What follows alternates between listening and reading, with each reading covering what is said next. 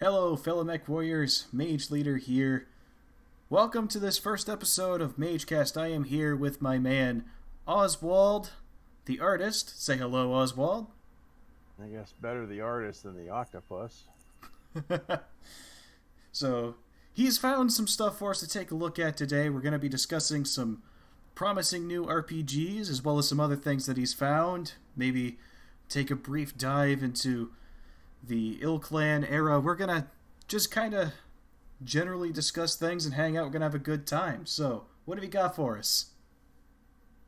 Well, something that woke me up a little bit last night. Someone posted to the one of the Facebook groups, one of the Facebook BattleTech groups, that there's a gun company that I've never heard of before. That is, it's called Arc Flash Labs. Sounds like something. Sounds like something out of Fallout. That has built the world's first commercially available railgun, or coil gun, or Gauss rifle, however you want to put it. A railgun. Yeah. So, like an electromagnetically propelled projectile launcher? Yep. And it's not exactly like, a tack driver. It is potentially lethal weapon, similar to a high-powered PCP air rifle, according to their co-founder. Okay. So it's like a high-powered air rifle is what it is. So, did you manage to find any pictures of this thing, or Yeah. we'll show it off to the audience here? It looks... Again, it looks like something out of Fallout. Alright, let me pull it up here.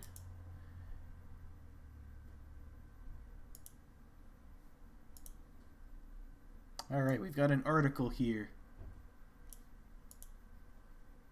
A gun company is now selling a handheld semi-automatic railgun. It's still a dangerous electrical device, and it's not a toy. Wow. For only for $3,750. I mean, I'll be honest, I've seen more expensive guns. Oh yeah. So I've held more expensive ones by far. A startup called Arc Flash Labs is selling a 3750 handheld railgun. It's officially available for pre-order. GR1 Anvil, the world's first handheld Gauss rifle. I am curious as to how well this thing works. Like, what the logistics of firing this thing is. Well, the science behind it is pretty sound. It was actually thought up in World War II. I remember seeing it in old issues of Popular Mechanics way back in the day. I mean, obviously, I'm not from World War II, but I remember seeing like reprints of it. You actually buy prints of how to build it. Back when I was a kid, you could find they used to sell prints of with blueprints on building your own. This is interesting. So it's battery operated. Anything from metal rods to nuts and bolts to deadly projectiles. Its creators are already imagining military applications. Well, no, nothing. Anything that the battery is always going to be the bottleneck with these things. I'm curious as to what the charge in them is, because batteries are kind of the limiting factor for a lot of technology right now. Oh yeah. So to have something that has electromagnets powerful enough to fire these at dangerous velocities. Yeah, I don't see this happening for the military anytime soon, mostly because, eventually down the road, maybe, because they're already working balls to the wall. Okay, so here's the kicker. So, futuristic weapon accelerates tiny ferromagnetic projectiles smaller than half an inch diameter to over 200 feet per second with 75 foot-pounds of muzzle energy. So that's not bullet level. I mean, you don't want to get hit with that, obviously, but that's not really a deadly weapon, I would say. Yeah, it's closer to probably a paintball, but a paintball that's like a ball bearing. Right. Okay, so That's interesting stuff, though. Yeah, this is exactly the kind of article I'd look for when I used to write for Sarna about 5 or 6 years ago. Yeah. I mean, we are kind of approaching this kind of technology. The Navy was experimenting with one of these for a while. Yeah, the problem is with that those are an actual bona fide railgun, and it was stripping out its barrels, the rails. They would only get 1 or 2 shots out of it before it would just wreck it. It was just, when you're throwing shit down range at 7 or 8 times the speed of sound, you're just gonna all kinds of weird stuff. You're gonna have all kind of weird thermal effects from the plasma. But anything that's going at a hyper going at hypersonic speed is going to create a thermal kind of a plasma wave, kind of a shield around it. That's whenever you lose contact with astronauts when they're coming out of orbit, when they're on re-entry. That's what happens. They get this heat, this plasma shield around it. So that makes sense. It's big pain in the ass for everybody. Right, that's a lot of heat you've got to build tolerances for. And then there's just the power it takes to fire something like that is just absurd. Yeah. But I mean, we have ships that run on nuclear reactors. You could probably have something like that do it. Or I know that the Zumwalt has a massive power plant in the thing that can essentially light up a whole city.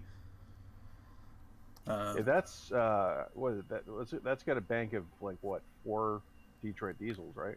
I don't know exactly how much. When I was working on it, what they told us was that it could power Manhattan essentially single-handed. Wow. Which Jesus. I mean, that's impressive stuff. I wonder how that translates to speed on the ocean there. Yeah. So, I don't know exactly how fast the Zumwalt goes. If you did, you wouldn't be able to say anything. Right. Well, the Navy doesn't tell us how fast the ships go. They say that it has a top speed. I think it was approximately 36 knots. But I mean, we all know they go faster than that. They're not going to tell us how fast they actually go. Yeah. Just a bit of an aside. I was talking about hypersonic weapons not too long ago there, and that speaking of guns, the guns that they had, that they pulled, that they're going to pull those out, the ones that they can't afford to shoot, and they're going to stick hypersonic missiles in there. Yeah, that would be pretty cool. Yeah. I don't know what the plans are for the whole thing. I think that my company's time with them is basically done. We've done some refits of a couple things, but for the most part, the Navy has more or less abandoned the Zumwalt project and gone back to Arleigh Burke's in a big way. Mm-hmm. This is set for, I believe, 2024, 2025. When they're going to start refitting the Zumwalts. Yeah, I mean, they're going to kind of have to. They're not particularly useful at the moment. Yeah. I think currently they're armed with more or less what an Arleigh Burke has. They're just bigger, stealthier, probably faster. We're not entirely sure. Just without the gun. Right. I think, and again, this happened... I'm not the guy who works on the armament. That's above my pay grade, but I think that they put the same deck gun on the Zumwalts that the Burke has. I'm not entirely sure on that one, but Mark 57 is it? I think they put one of those guns on just so it would have a deck gun. But it's definitely not the gun it was supposed to have because they canceled that. Yeah, that was pretty stupid. Yeah, but the Burke is a good ship. I think it's outdated in a lot of ways. It's an old design, but ton for ton, dollar for dollar, it's basically the best ship that the Navy currently has. Well, I disagree a little bit. It's one of those deals where it's so modular that you can just plug and play whatever you want into it. It's kind of like what they've been doing, with the newer versions of, like, the newer. I don't want to use the B-52 as an example, but the name of the game now is modular and plug and play. And as older modules, components become dated or just no longer usable, they can swap them out, make them mission capable. Basically, it's an Omni ship. You talk about Omnimax and Omni fighters. That's kind of where we're leaning towards in the military right now. Right. Well, when I talk about the design being a little outdated, I'm talking a lot about just kind of the overall form of the ship, its profile. It still uses masts, which is something that virtually every other ship and almost every other navy in the world doesn't use. Masks in what context? The mast. So, the big mast. Yeah, the tower coming off the top. So most ships don't have those anymore. They stand out like a sore thumb on radar, and while you can deflect a lot of it and make it look kind of like it's something else, if you've calibrated your radar properly to look for berks, it will detect a berk as a berk. And there's a reason why when you look at the ships that are made by Russia or our allies, or even other U.S.-made ships, and even its successor, the Zumwalt, you don't see a mast. It's it's just something that is an outdated design from before the age of long-range, accurate radar. And the Berk still has it, and they haven't really been able to get away from that. So while there's a lot of work put into making it resist radar, which is a big part of constructing them, you're still gonna know that you found an Arleigh Burke when you've painted it. You're gonna do that. You're gonna be able to tell that just from the amount of radar and electronic energy coming from it. Right, but that's a closer range type of thing. So the idea with it isn't to avoid detection altogether, but to make it harder to detect at long range. And a Burke's missile range is just insane. When we were coming in, they were initiating us. They gave us some of the stats on that ship. The VLS, which for those who don't know, the vertical launch system, which is the missiles, the primary armament of that destroyer, those have an effective range of, again, the real effective range is classified, but what they told us, and what's technically public knowledge, is that it's a range of about 1,000 miles. So to put that in perspective, we have one sitting in the harbor here in Maine. It could fire a missile and hit Michigan. Yeah, with the T-Lambs, yeah. Yeah, that's about 1,000 miles from here. So that's one of the things that I like about the VLS, and I've actually incorporated it into past fiction that I've written and drawn, is being able to use multiple missiles out of one system, and that's the BattleTech equivalent of the MML. Right. It's basically an omnipod. Yeah. So, well, I guess not an omnipod, because you can't slap a gun in the VLS slot and just go with it. But you can put different types of missiles in. Mm-hmm. But yeah, do you want to talk about an LRM? That's an LRM for you. Yeah, that's beyond Arrow 4. Yeah, it's just insane. What a lot of our present day weapons are capable of would make some of the stuff in BattleTech look frankly archaic. But it's kind of space World War One, so kind of, yeah, in a way, yeah. And I like BattleTech the way it is, to be fair. And if you had a lot of the more realistic weapons, BattleTech wouldn't be nearly as fun, because a VTOL could just sit miles away and blow up everything. Yeah, I brought that up before when we were doing that stream, when I was talking about that. Whenever the computer decides to launch wave after wave of warrior helicopters at you, then you just swat them down. It's like, Jesus. I wouldn't want to be a helicopter pilot in the BattleTech universe. Right. One of the neat things, in MechWarrior 4, there's actually a mission where there's a destroyer that comes out and you have to fight it. And that is one of the coolest moments. That's one of the mech one of the mech tech missions from Mech Warrior 4 Mercenaries. Yeah. Yeah. The Reynolds, Oh, no. I think it's called. No, it was in the first one. It was in the original as well. That's right. Yeah. That was pretty fun. It was interesting to see. It didn't look like a frigate or a cruiser or anything like. It looked like a patrol coastal, because it was loaded up with these smaller weapons like you'd see. Yeah, like, when they call it out, when Castle calls it out, she calls it the destroyer, the Reynolds. I remember. Yeah. So, and it's about the right size to be a destroyer. It's just loaded up with smaller. It's loaded up like the LCS with these smaller weapons. Yeah, I think it's got mostly missiles, and I think it may have a couple PPC turrets on it. I think it's mostly LRMs that it shoots at you. I believe it was armed like a leopard.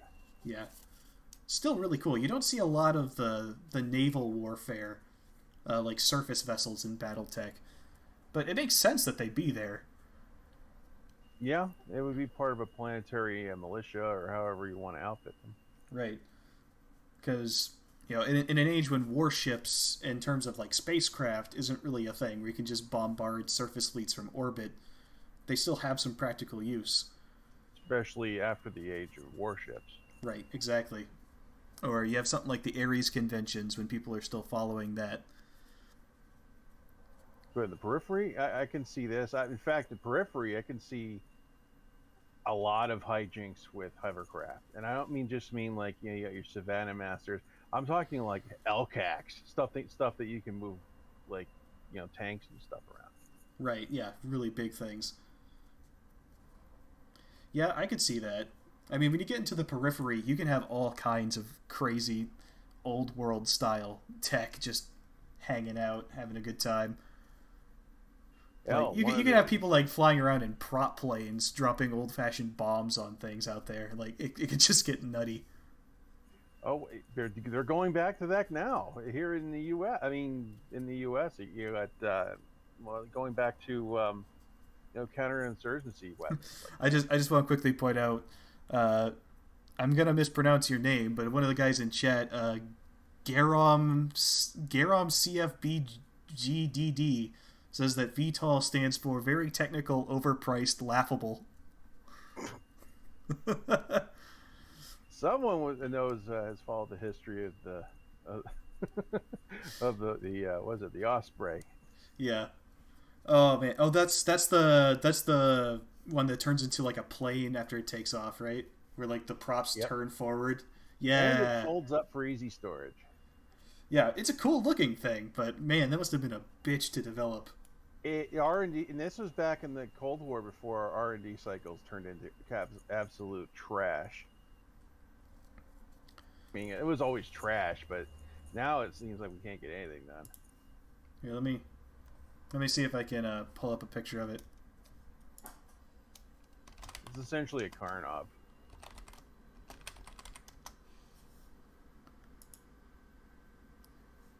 Yeah, this thing. I got a smaller one that they're coming out with that's Blackhawk size. Oh, really? Yeah. That's pretty cool. Yeah, these bad boys. Osprey is still being developed, says Sarcastic Fox.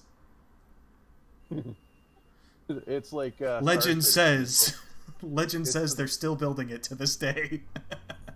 It's like Star Citizen. It's forever in beta. Yeah. Yeah, the thing is that it's weird. It's weird.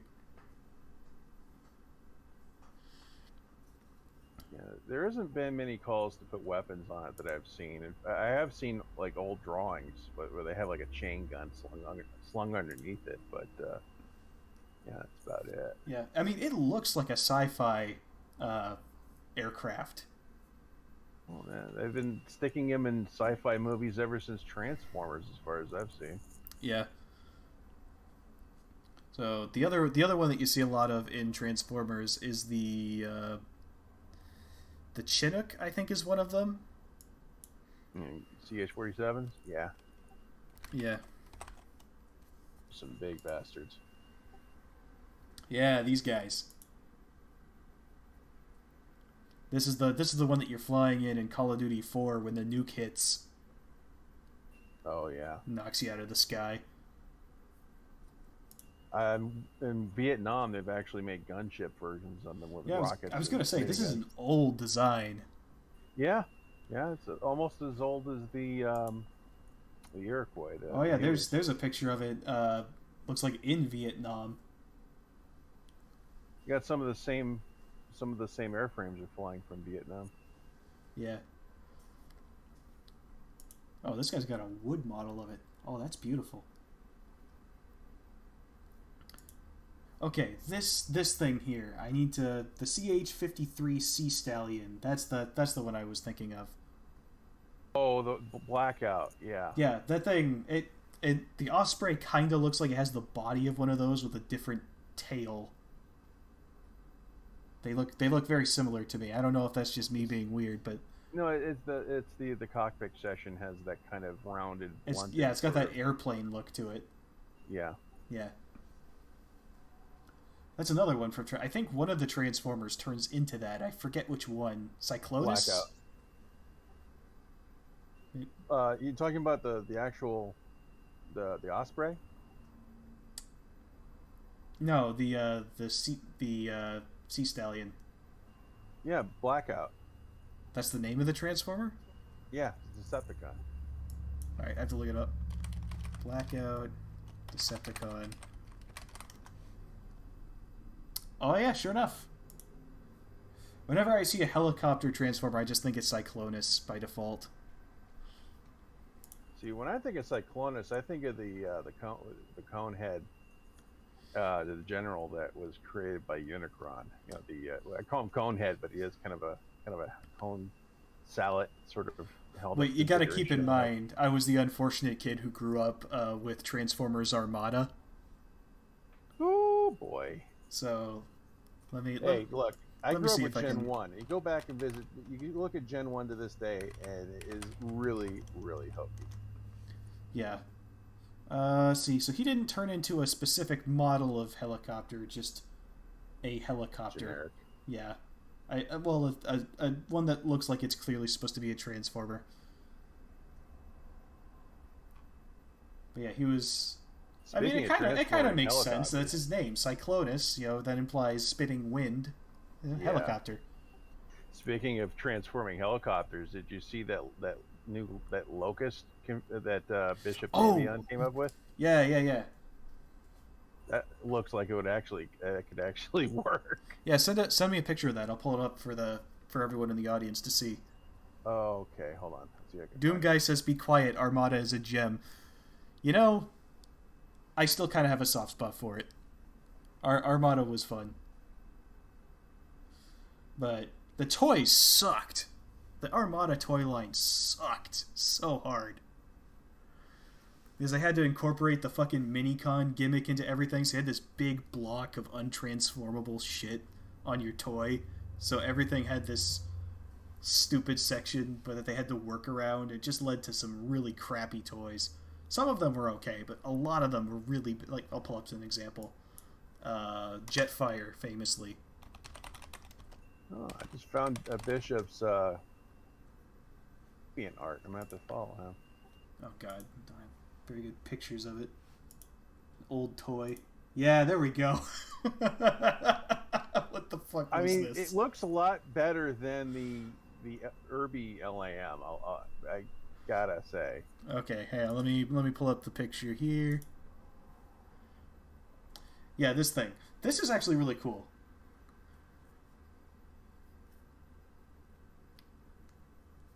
I almost see it working. Almost. Yeah. The downside, of course, is that it's an LAM, so of course it wouldn't work at all. But yeah, it's a cool idea. Some mechs look like they're built on helicopter gunship designs in most of the newer versions of the Locust. Yeah, it looks like it has an Apache's front end or something. Yeah. So here, I'll send you a picture of the Armada Jetfire so you can see what I'm talking about. I hate the fact that now whenever I think of Jetfire, I think of this old Australian Dirt, planet Dirt. Yeah, that's what the Jetfire. That's what the Jetfire toy looked like back in Transformers Armada. That is atrocious.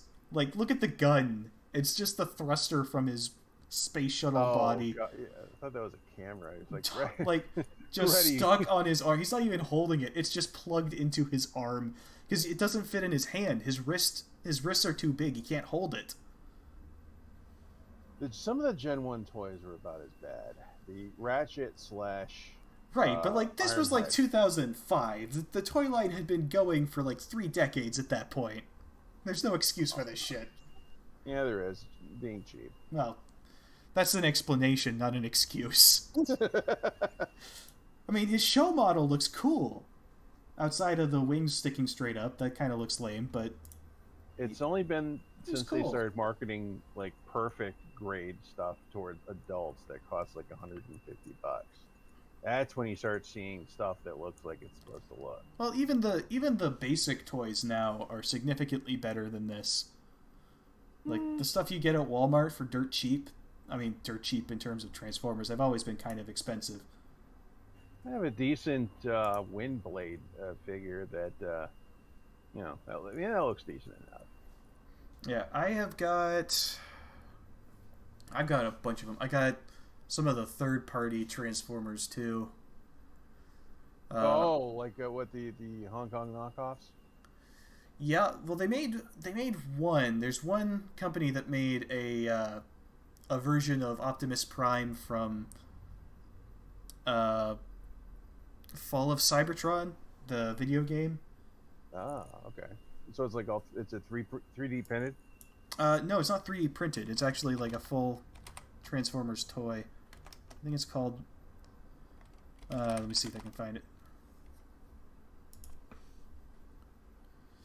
Yeah, so he's called Jupiter. I can give you a look at this and send it to you in the chat. This is the guy that I've got. He uses a Kilrathi Starfighter as a weapon. That's cool. Yeah, no, that's the Energon axe. Oh, cool. I see. He's got the gun too. I'll send you a picture of that. That just kind of plugs. It kind of like clips over his arm. It's like the hand folds away and then the gun comes out, which is kind of how he works in the game as well. I like that gun. Yeah, it's a really nice figure. The transformation's an absolute bitch. I tried it once and then I didn't even finish it. I just put him back in the robot mode and said, fuck it, it's not worth it. I kind of wonder if they ever get tired and like, oh, fuck it, I'm not going to transform. It's like getting out of your business clothes before going to bed. Actually, that sort of thing does happen if you read like the comics and in some episodes of the show where like they'll get so low on Energon that they're like stuck in vehicle mode or in robot mode. That's gotta suck. Imagine if you're like you run out of juice halfway. Yeah, and if they get damaged in like the wrong spot, like their transformation will stop working. Like they can get stuck in a mode. They got their T-cog ripped out. I remember that episode. I've been watching Prime and all that. Oh yeah. Oh, Transformers Prime was awesome. That was a good show. Yeah. It's one of the most underrated shows I've ever encountered. I don't know. There's been some really interesting role-playing games on Discord from that kind of stuff.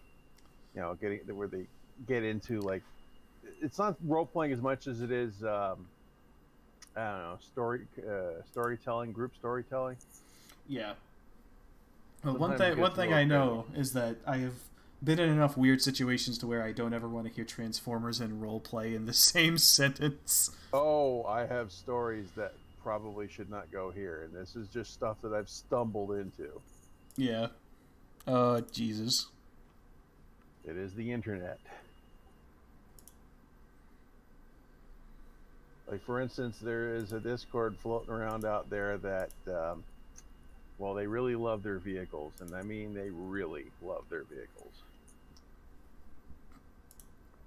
Yeah. You actually had a Transformers character that you created, right? Yeah, I was like an OC.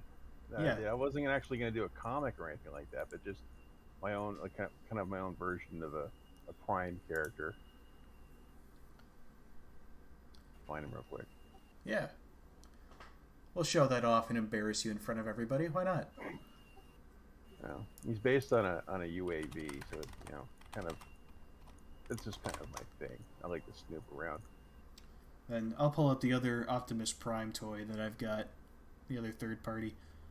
Because a lot of times third party actually makes better figures than Takara does. Definitely better than Hasbro. That's his G1 design.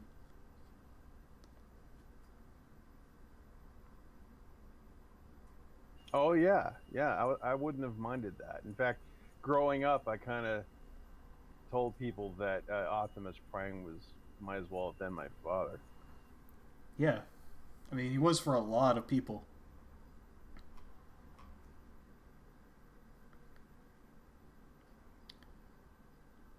I kind of miss the awkward dad approach to. He was kind of everybody's father figure, wasn't he? Yeah. Okay, so here it is. Shadowbolt. Yeah, I drew that back when I had an interest in the X-47. Yeah. Stealth fighter. Yeah. The headcanon I had for him was that he was originally he studied under Soundwave, so he was like a spy. That's actually pretty cool. So he's got a sword and a couple of guns built into his forearms, like small stuff. He wasn't really okay. Yeah, I see him. Big on physical, or he wasn't really big on combat, but he could like jam people. He could jam. He could trap. I came up with a couple of abilities for him. Like he could be able to trap people in their whatever configurations they're in. He could stop them while they're mid transformation. Lower types of electronics he could just take over. Yeah, ECM type of stuff. Yeah, he wasn't all that strong with direct combat, but he could pretty much own if he was like anywhere near a bunch of machines. All right. So, well, we got on a bit of a tangent. A little bit, yeah. So we were looking at some promising new RPGs. You were telling me about them. We'd saved the initial reaction for the stream so that people could get a look at my 2 cents on things. Because apparently people care about that. So let's take a look. Well, it's like a reaction video. Yeah, one that caught my interest was called The Means of Magic, which the more I read about it, the more it's under Kickstarter at the moment. And what I'm reading about it, it looks like it's I'm seeing a lot of parallels with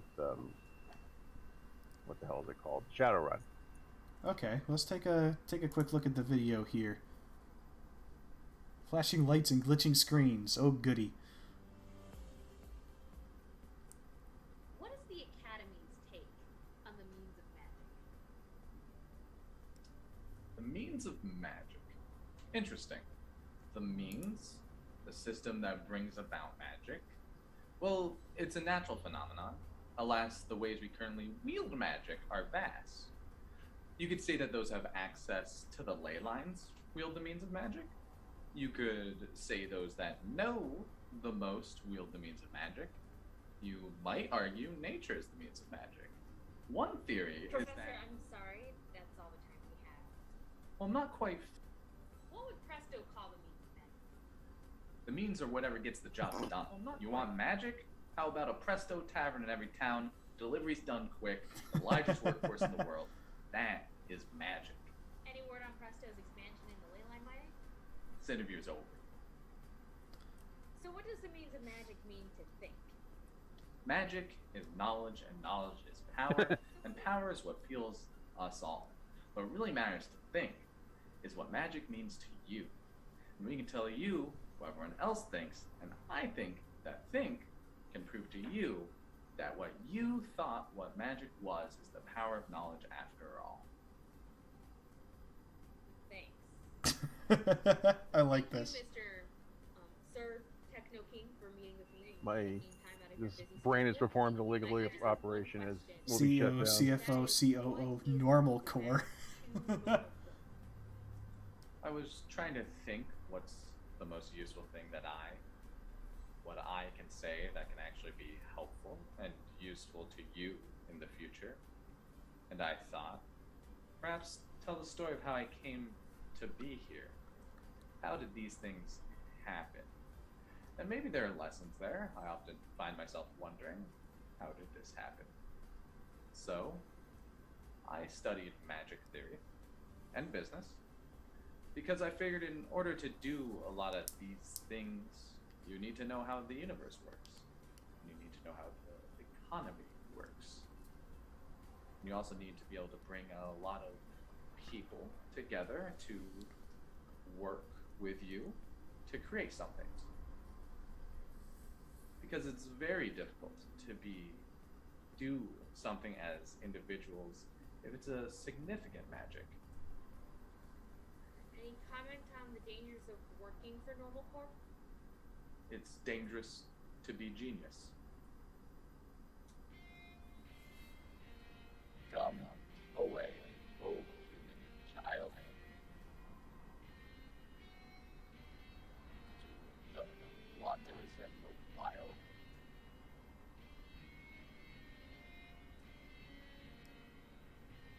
With a faith eye hand in hand.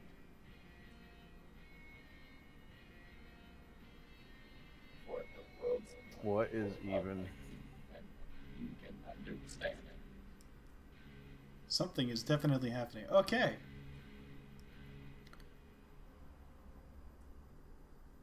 Yeah, that was weird. I was like half expecting Jeff Bezos to show up. Okay, so The Means of Magic is a tabletop RPG set in the aftermath of the Magic Industrial Revolution. Megacorps are vying for control of the economy by extracting mass amounts of magic from the Earth, which is slowly killing the planet. Final Fantasy VII style.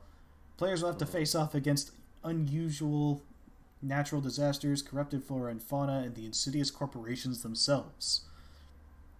We want our players to be able to tell stories about a world in crisis where people can come together to enact meaningful change in their communities.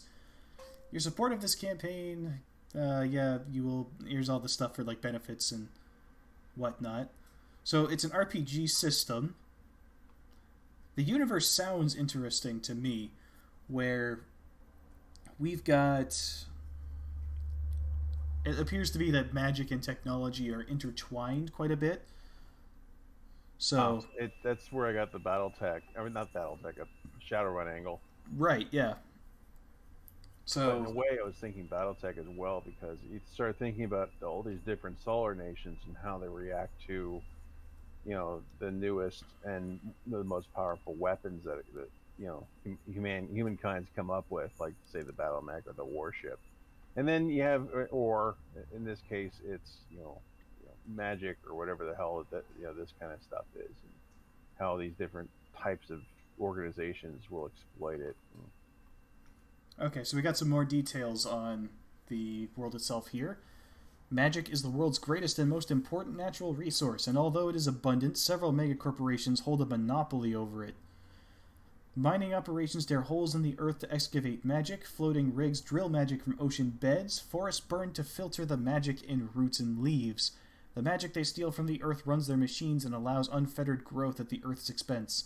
But their expansion comes with a price. Extracting magic warps ley lines, disturbing their natural order and spreading disaster. Sudden storms, wildfires, floods, and earthquakes, all infused with deadly magic, wreak havoc at frightening intervals. This chaotic magic also affects the wildlife, creating strange and dangerous animals. Imbalance or not, magic possesses another consequence. It inhibits technology. Simple wired communications such as telegrams and crude telephones work, but radio is overwhelmed by radiation from the ley lines. Combustion engines spark and explode with the slightest touch of magic, and any technology approaching artificial intelligence develops a life and will of its own. So in addition to magic-warped animals, the wilds are home to a strange collection of sentient automatons known as the Fae. This is what you're up against. The world is at the brink, but not yet over the edge. Which way it falls depends on who, in the end, can seize the means of magic.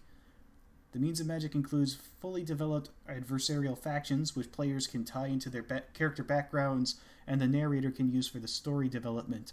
For each, we include detailed faction descriptions, a guide on how to incorporate the faction into the story, and example backgrounds and skills. Let's take a look. I just want to know who the hell is in charge of Shinra. Right? Think deals in the acquisition of information. Data is valuable, and they are experts in collecting and exploiting it for profit. If they don't already know everything about you, they will soon. What Presto lacks in expertise, they make up for in manpower. They do it quickly and efficiently, whether it's delivering a package or flattening a mountain. No bathroom breaks necessary. Normal Corp is a mysterious organization whose public-facing mission shifts from transportation to excavation to weapons to whatever other whim its merciful Techno-King has. Its private mission, they won't let you get close enough to find out. The Academy is the gatekeeper of higher education. They believe in the pursuit of knowledge, but not without a price. This institution can seem archaic at times, but the world's most powerful mages are trained in their literal ivory tower. The Fae are a species of sentient automatons given life by magic. They are not good or evil, they are simply indifferent to the laws and morality of humankind. But do the subtleties between indifference and cruelty really matter? Okay, so we had somebody asking what system they're using. We're getting into the system now, but so far, I like the factions. It feels a little Fern Gully to me. But, a bit, yeah. It's like there's a message in here somewhere. Right, but that's it's like any other RPG system. That's something that you can choose to either have or not have, depending on how you want to run things. So, honestly, I don't mind it that much. I think that while it could get preachy, you're ultimately the person in charge of the story, so it's only as preachy as you want it to be. And the visual design of these factions is actually really cool. So, it's I can see some people that were that are either fleeing 40K or didn't like War Machine or something like that. I can see them getting into this. Yeah, Think looks very Lyran to me with these outfits. It's really cool. Yeah. Then we got Presto here with their mining, very Deep Rock Galactic. Got some sort of Eldar look to Normal Core. And the Academy looks really cool. I really like these sinister scholar designs that they've got going. And the Fae looks super cool. Man, these are really neat. Got some Tales from the Loop vibes going here. Alright, let's take a look at the system. While you can incorporate the setting of the means of magic into the system of your choice, it is a complete standalone game using Wannabe Games' pace system. I am not familiar with that one. Neither am I. System is easy to pick up and play, but also allows players to dive into the details and make each character feel unique and special. There are no playbooks or classes. Instead, players customize their characters by developing their unique cultures, communities, and backstories, and tying them to skills and special abilities. A character's affinities and reputations can also unlock special abilities from rare magical artifacts. Some highlights include a modular magic system that allows you to quickly bespoke spells from scratch. Stats informed by skills. You won't be a fighter because you are strong. You'll be strong because you fight. Alright. Okay, I can dig that. Reputations that spread through the world and mechanically change how you interact with NPCs. Unique stress breaks that mechanically benefit and narratively inhibit your character, increasing the stakes in tense scenes. A flexible skill system that rewards smart roleplay and clever problem solving. Okay, I don't know what that means, but alright. I think that's like XP, RPG XP for coming out with things that the DM didn't think of, that kind of stuff. Yeah, I guess. Magic artifacts that require you to prove your worth to unleash their potential. You can find a playtest right now on our itch.io page and try it out for yourself. Ooh. That's pretty I might have to look into that, because that actually sounds really cool. Yeah, I'm liking the setting. I'm hoping that their core book comes with. It seems to. Yeah, lots of the lore.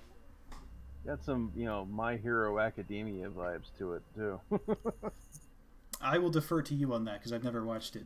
But neither have I. It's just all I know about it is these different, or probably I could see,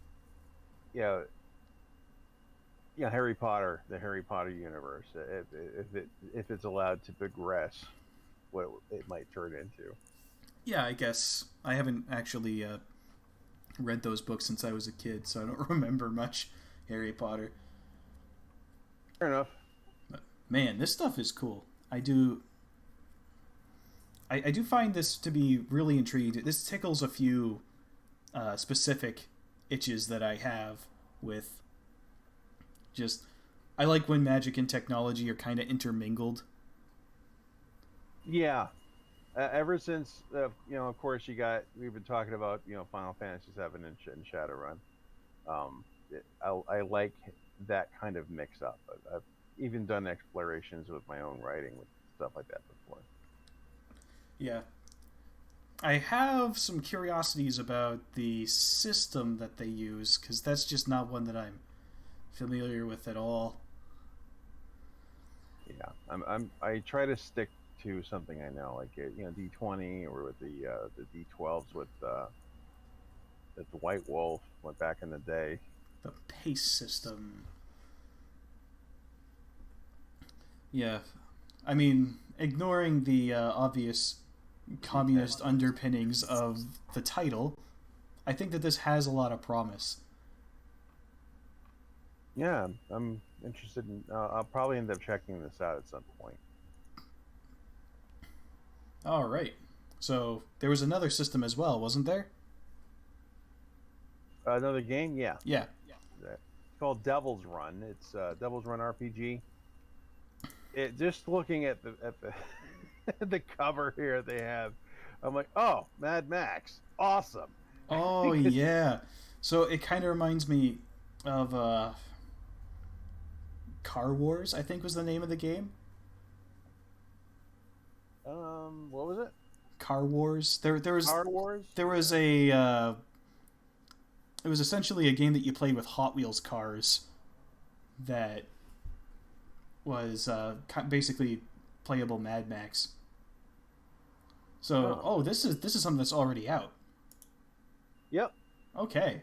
But I saw you got the football pads and the spikes driven through. I'm like, oh yeah, here we are. Awesome.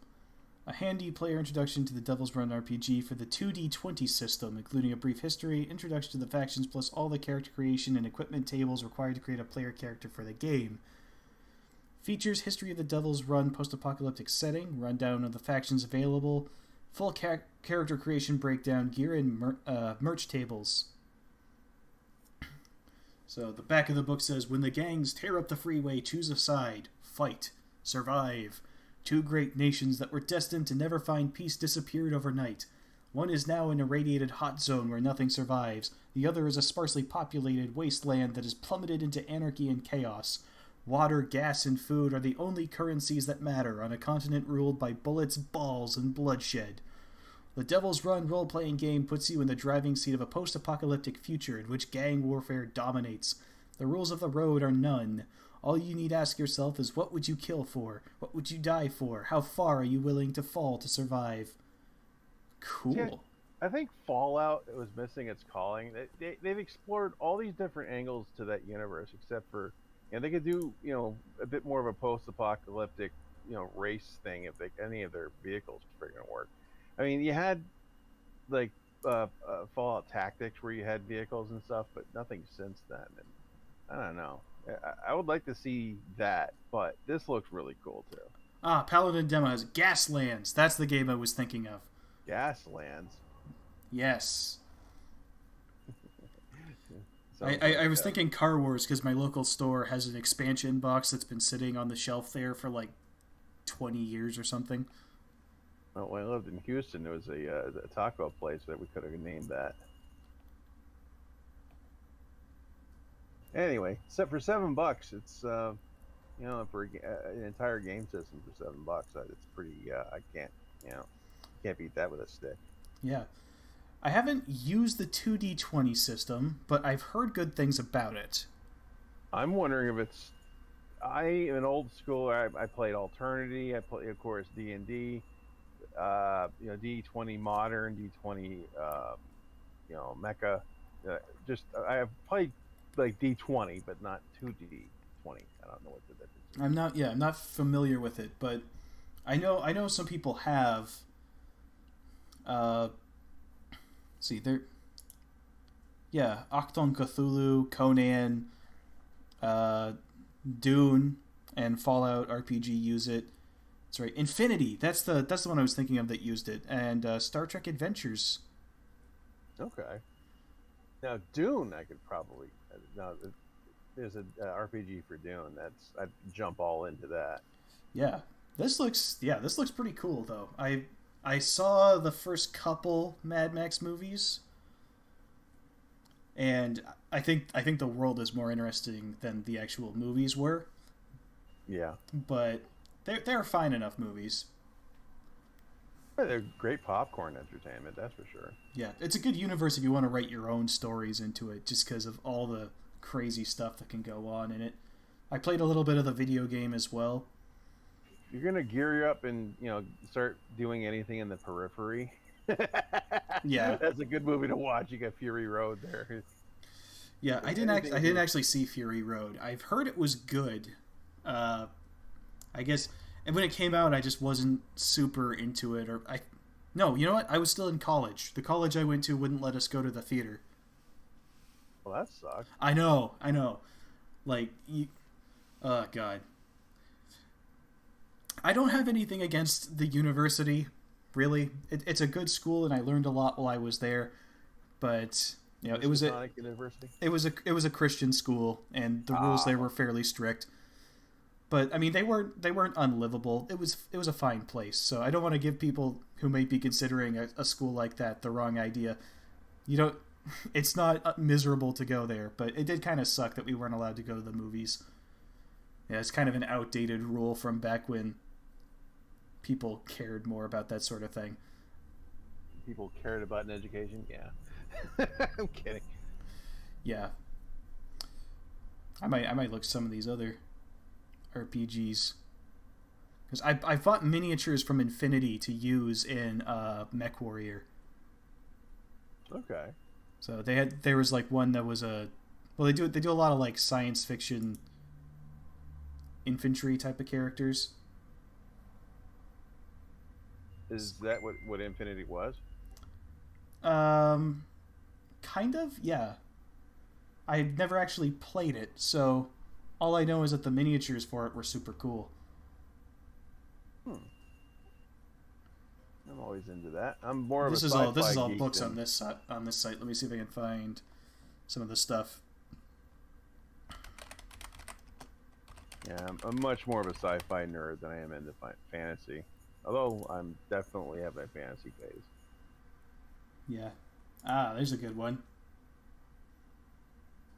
Here, I'll send this one to you.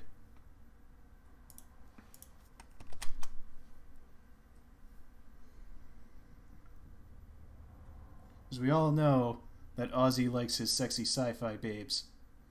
That looks like something Wildcat would have come up with. Let's see if I can find the one that I used for one big of my old characters. wheel gun she's got. Like nothing says science fiction like a like a cold anaconda. Okay, Chiappa rhino. Yeah, he's in this picture. The miniature that I used was the guy in. He's not in the front of this picture. He's kind of second from the right in the front row. But he had an option to have a helmet instead of the hat, which is what I gave him. Okay. I used that as my character. Like that one guy with the pull net cap on, like, combat hobo. Yeah. I really like the guy in the back there with the marksman rifle. That's really cool. If I was to put Caspian in, I would probably do the guy with the cloak and the shotgun there.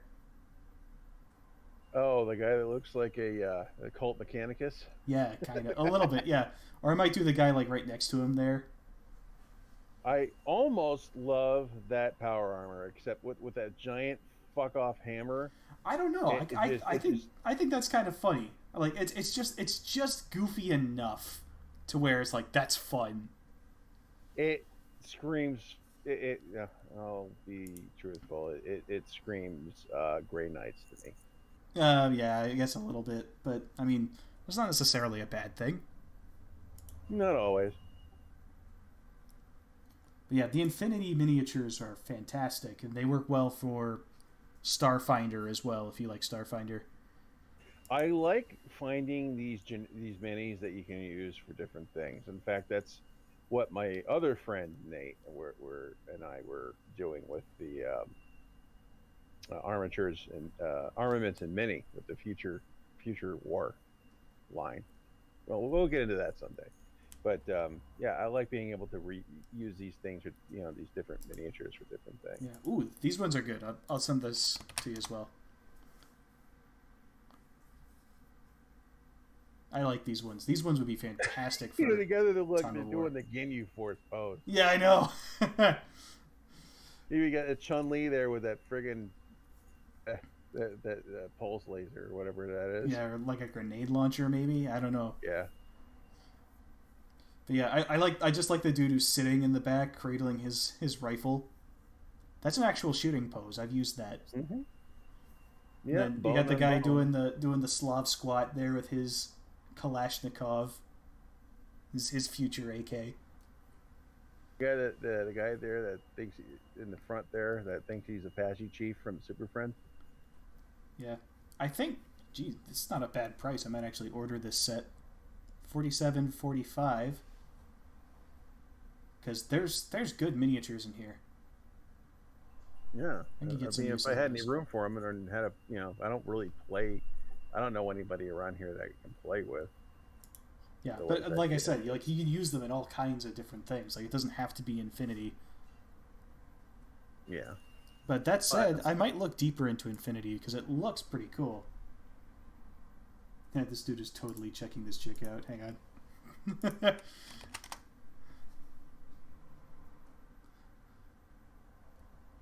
What you looking at there, bud?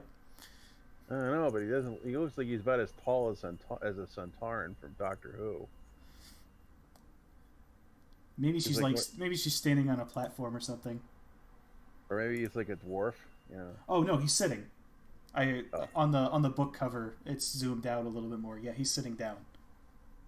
How do you sit down in that armor? Not very comfortably, from the look of it. I'll send you the full picture.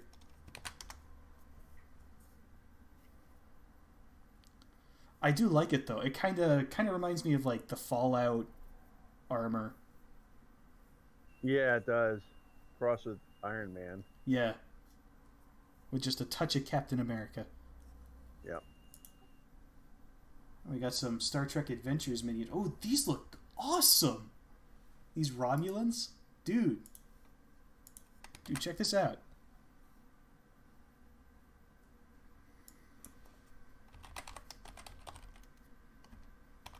Oh wow. Yeah, those are some damn good looking Romulans. Didn't realize how much I've been missing out on. These guys look great. Gotta love Space China. We got Klingons here. Fucking hell. We got some TNG characters here.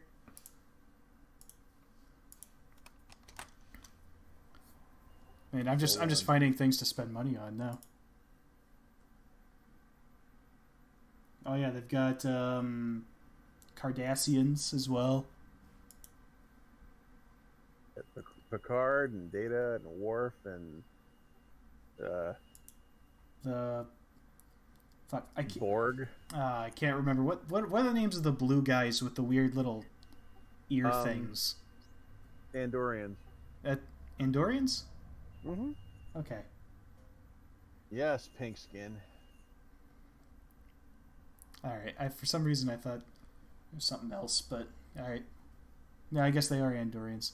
Oh, cool. They've got the fuck. I'm just blanking out today. The Gorn. That's what his name is. Yeah. They've got the Gorn. I'm having courtesy flashbacks. Man. You ever watch that? No. That's fun. They get into, oh my god. They had, Tex was playing the captain of the ship. Only they were playing it as the Black Pants Legion. We were playing it as if it was an actual episodic show. So, like, whenever they would have inserts, it was all thought about as the process of an actual sci-fi show being shot. So, his character was Nick Nolte, or he was playing Nick Nolte as a Star Trek, as a Starfleet captain, and he had this like really good painting painted up of Nick Nolte smoking a stogie, wearing the the Wrath of Khan era uniform. It was just so hysterically funny and yet so badass at the same time. There's something very wrong with this Picard miniature. His head doesn't look right at all. Kirk looks okay, but Picard does not. Here, I'll show you. I'll pull it up here. Something's wrong with Picard's head. I can't quite put... It's like bulbous. It was kind of bulbous anyway. It kind of reminds me of that dude from Star Wars. Lobot? No. From the prequels. What about the droid attack on the Wookiees? That guy. Oh. You're talking about Billy D. Williams. Ki-Adi Mundi? I don't know. I think that was his name. Oh, that guy, the friggin' huge. Yeah, the dude with the giant bulge on the top of his head. No, this guy, Picard just has his head kind of lowered. I guess. I don't know. It's just a weird angle. Somehow Shatner managed to overact his miniature. I don't know. Well, no, that's his combat stance. He does that in the show. He takes that stance several times in the show. That's just what he does. Yeah. Also, but I mean, part of the problem is that Picard's pointing a phaser, which that's not really his style. Picard likes to talk his way out of situations, and the shooting is typically done by Riker or Worf or Data, one of the other crew members. He's picked up the phaser a few times. A few times, but typically, like that's everyone else's job. Yeah, Paladin Demo says Picard looks like a cone head. Yeah, a little. He's from France. We come from France. The most aggressively British French person. Yeah, I have a few British friends. Earl Grey, hot. We'll bring him up now and again because I have one friend that is of mine that grew up kind of in both worlds. She like half French, half British. Yeah. And I like to bring that up every now and again about how you have the stodgiest, most Yorkshire-ish, British person playing a guy from, rural France. Yeah, I know. Oh God. But yeah, no, I do really like the Kirk miniature because that is the Kirk pose. Other than him, copping a feel somewhere. He's not that bad. He's a ladies' man, but he's not a perv. No, but I'm not he's saying, classy. Yeah. He's a man's man, an old-fashioned man's man. Nothing wrong with that. So, out of curiosity, what is your favorite Starfleet, or just anything, any starship design from Star Trek? I would say probably the Bro class bird of prey. Which series is that from? All of them, really. It's like the classic bird of prey. Yeah. Okay, yeah. Like the one that they flew in Star Trek 4. Yeah, I believe that was Bro class. Just because it lends itself well to, what's something we call tertia optio.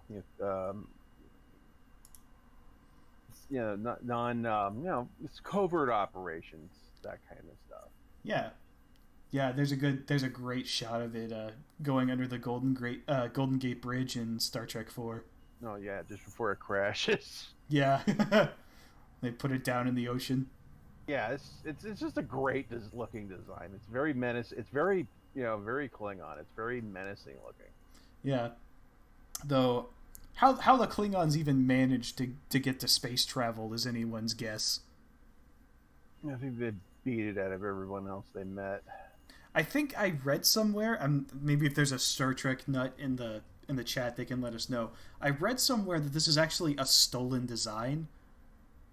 Like, they just... I know that the D7 class they had shared, and this is all 100% due to the limitations of the lack of funds to make themselves a proper model back in the 60s.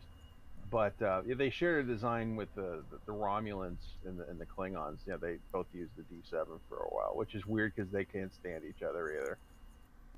Yeah.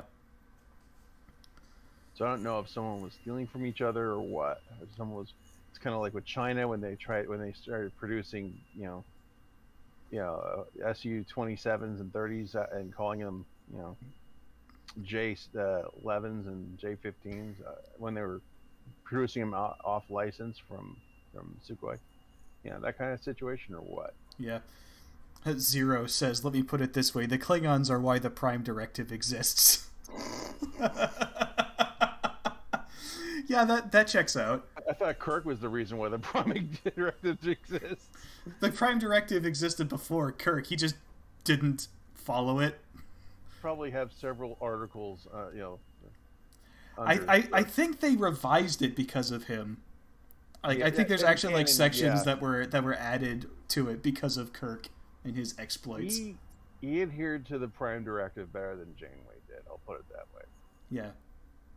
So the Prime Directive, Ed, is, to put it basically, it's essentially you don't make contact or interfere with the affairs of other worlds that aren't part of the Federation.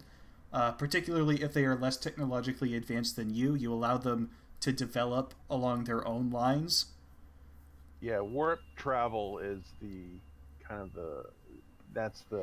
once they attain warp travel and are able to travel beyond their own star system, then typically Starfleet will initiate what's known as first contact, where they'll send ambassadors down to talk to the planet's leaders and let them know that they're not alone and that there are potential allies out there, but also potential dangers. And depending on how receptive they are and how things go, maybe even offer them a place in the Federation. Especially after the Dominion War. Yeah. They was hurting. Right. And the Prime Directive is more than just pre-warp species. It's a general non-interference policy with anything that isn't the Federation. So there are other planets that are aware of other things outside of them and are advanced enough to have their own warp travel, but because they're not part of the Federation, if you show up on their planet, you're not allowed to interfere with their internal affairs. That's the Prime Directive. Yeah. So it's one of the reasons that I think that Kirk is the best Starfleet captain in terms of being a captain of Starfleet, and he's my personal favorite. But I think if you're going to look at who's objectively the best Starfleet officer, that's Picard. Yeah.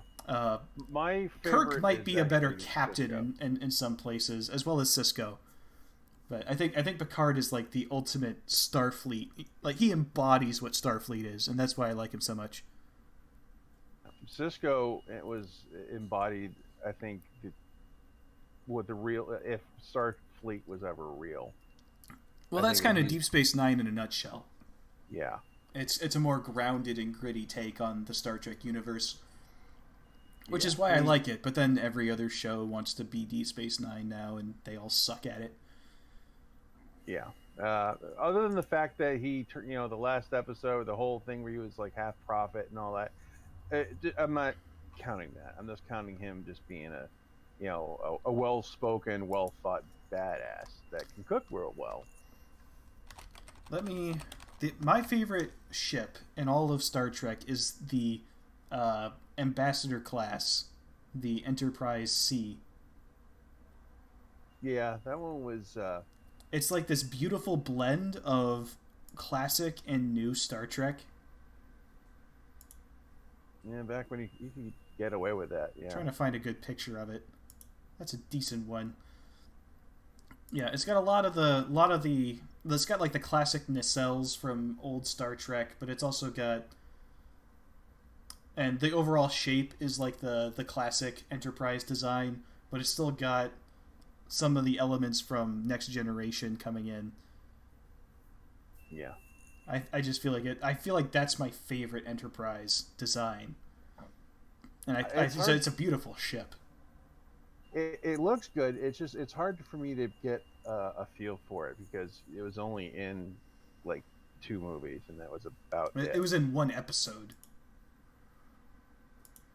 One episode. Yep, yesterday's Enterprise.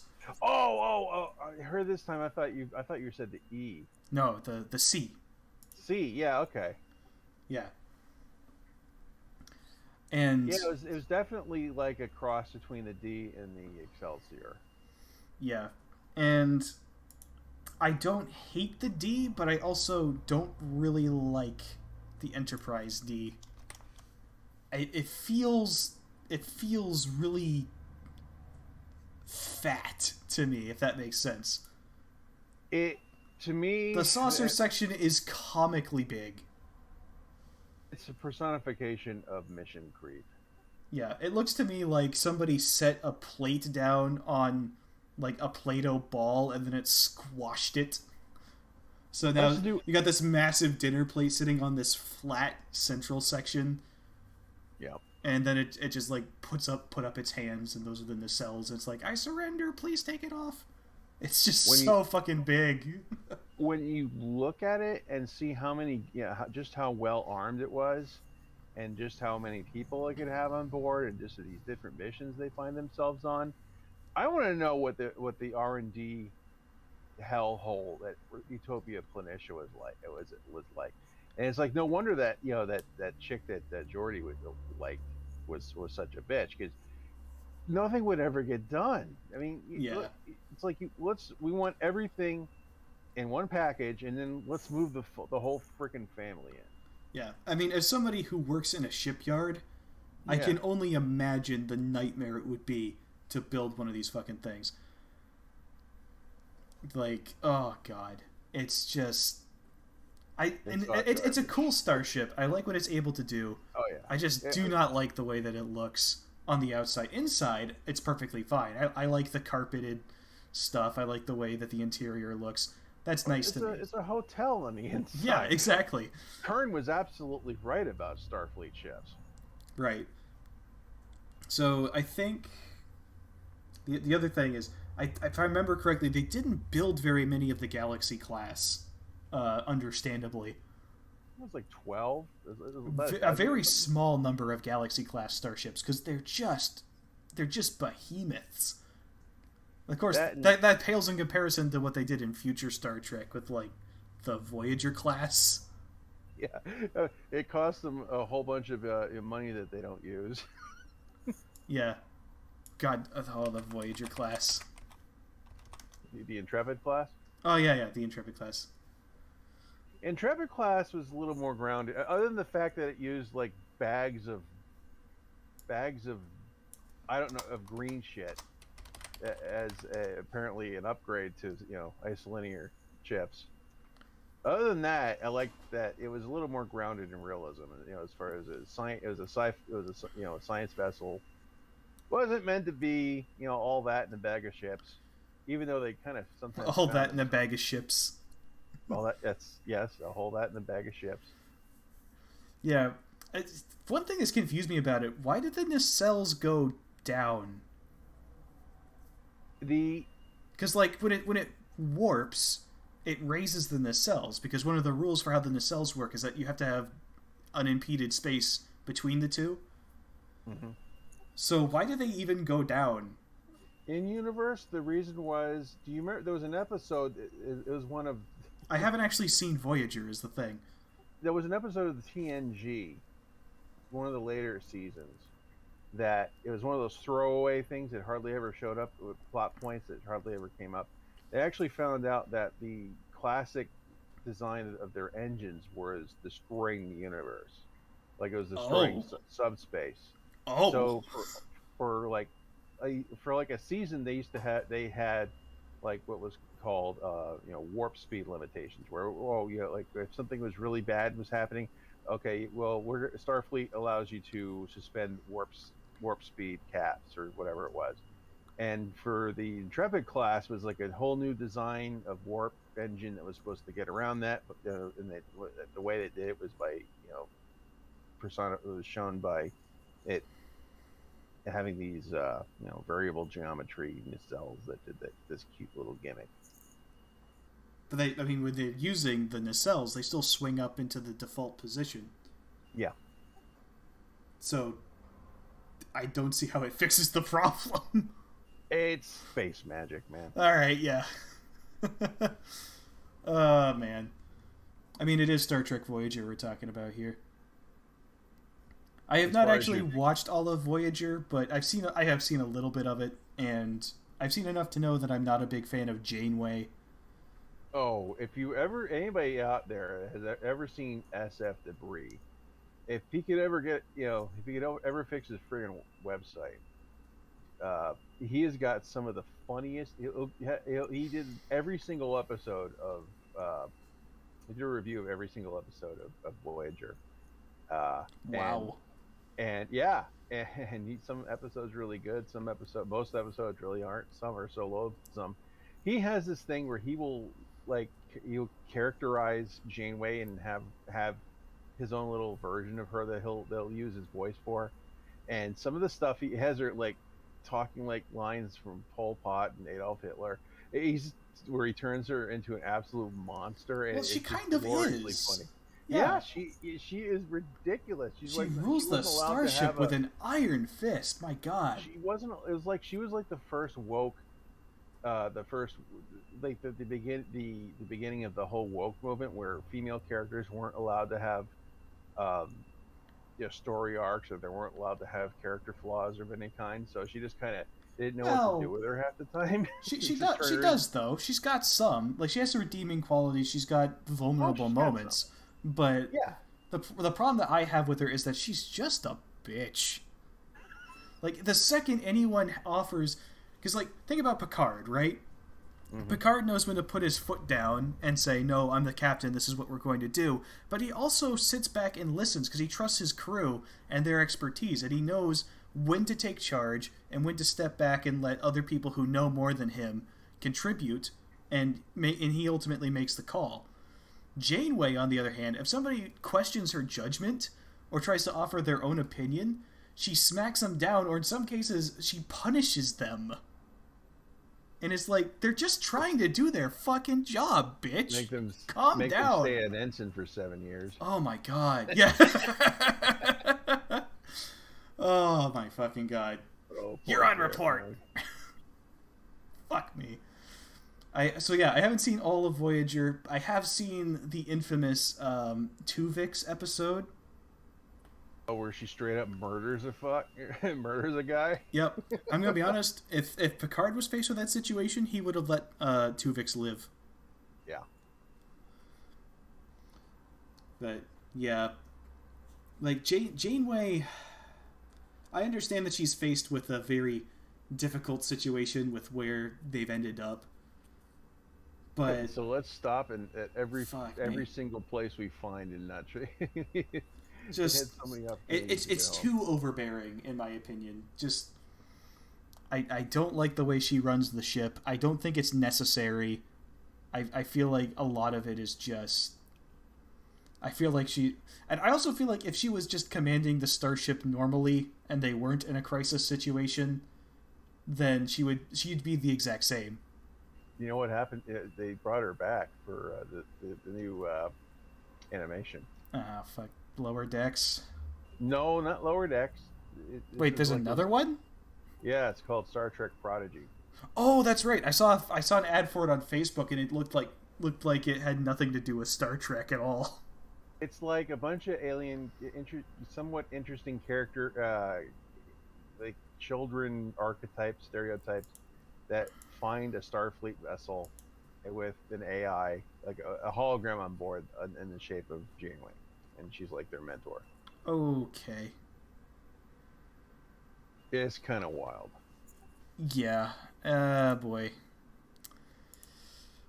I didn't even turn on the audio for the trailer when it was coming up. Yeah, I mean they're gonna have to flesh out the kids. It's like a kids show, so at least it's, you know, I guess growing up when I was a kid, I never wanted to see other kids. I wanted to see like adults. I wanted to, you know, you want to emulate people. When you're a kid, you want to emulate older people. So, you know, Yeah. When I grow up, I'm gonna be this. Hold on, we've got a hot take from Zero here that I think is absolutely fantastic. Janeway is an example of why Starfleet used to ban women from being captains in the TOS era.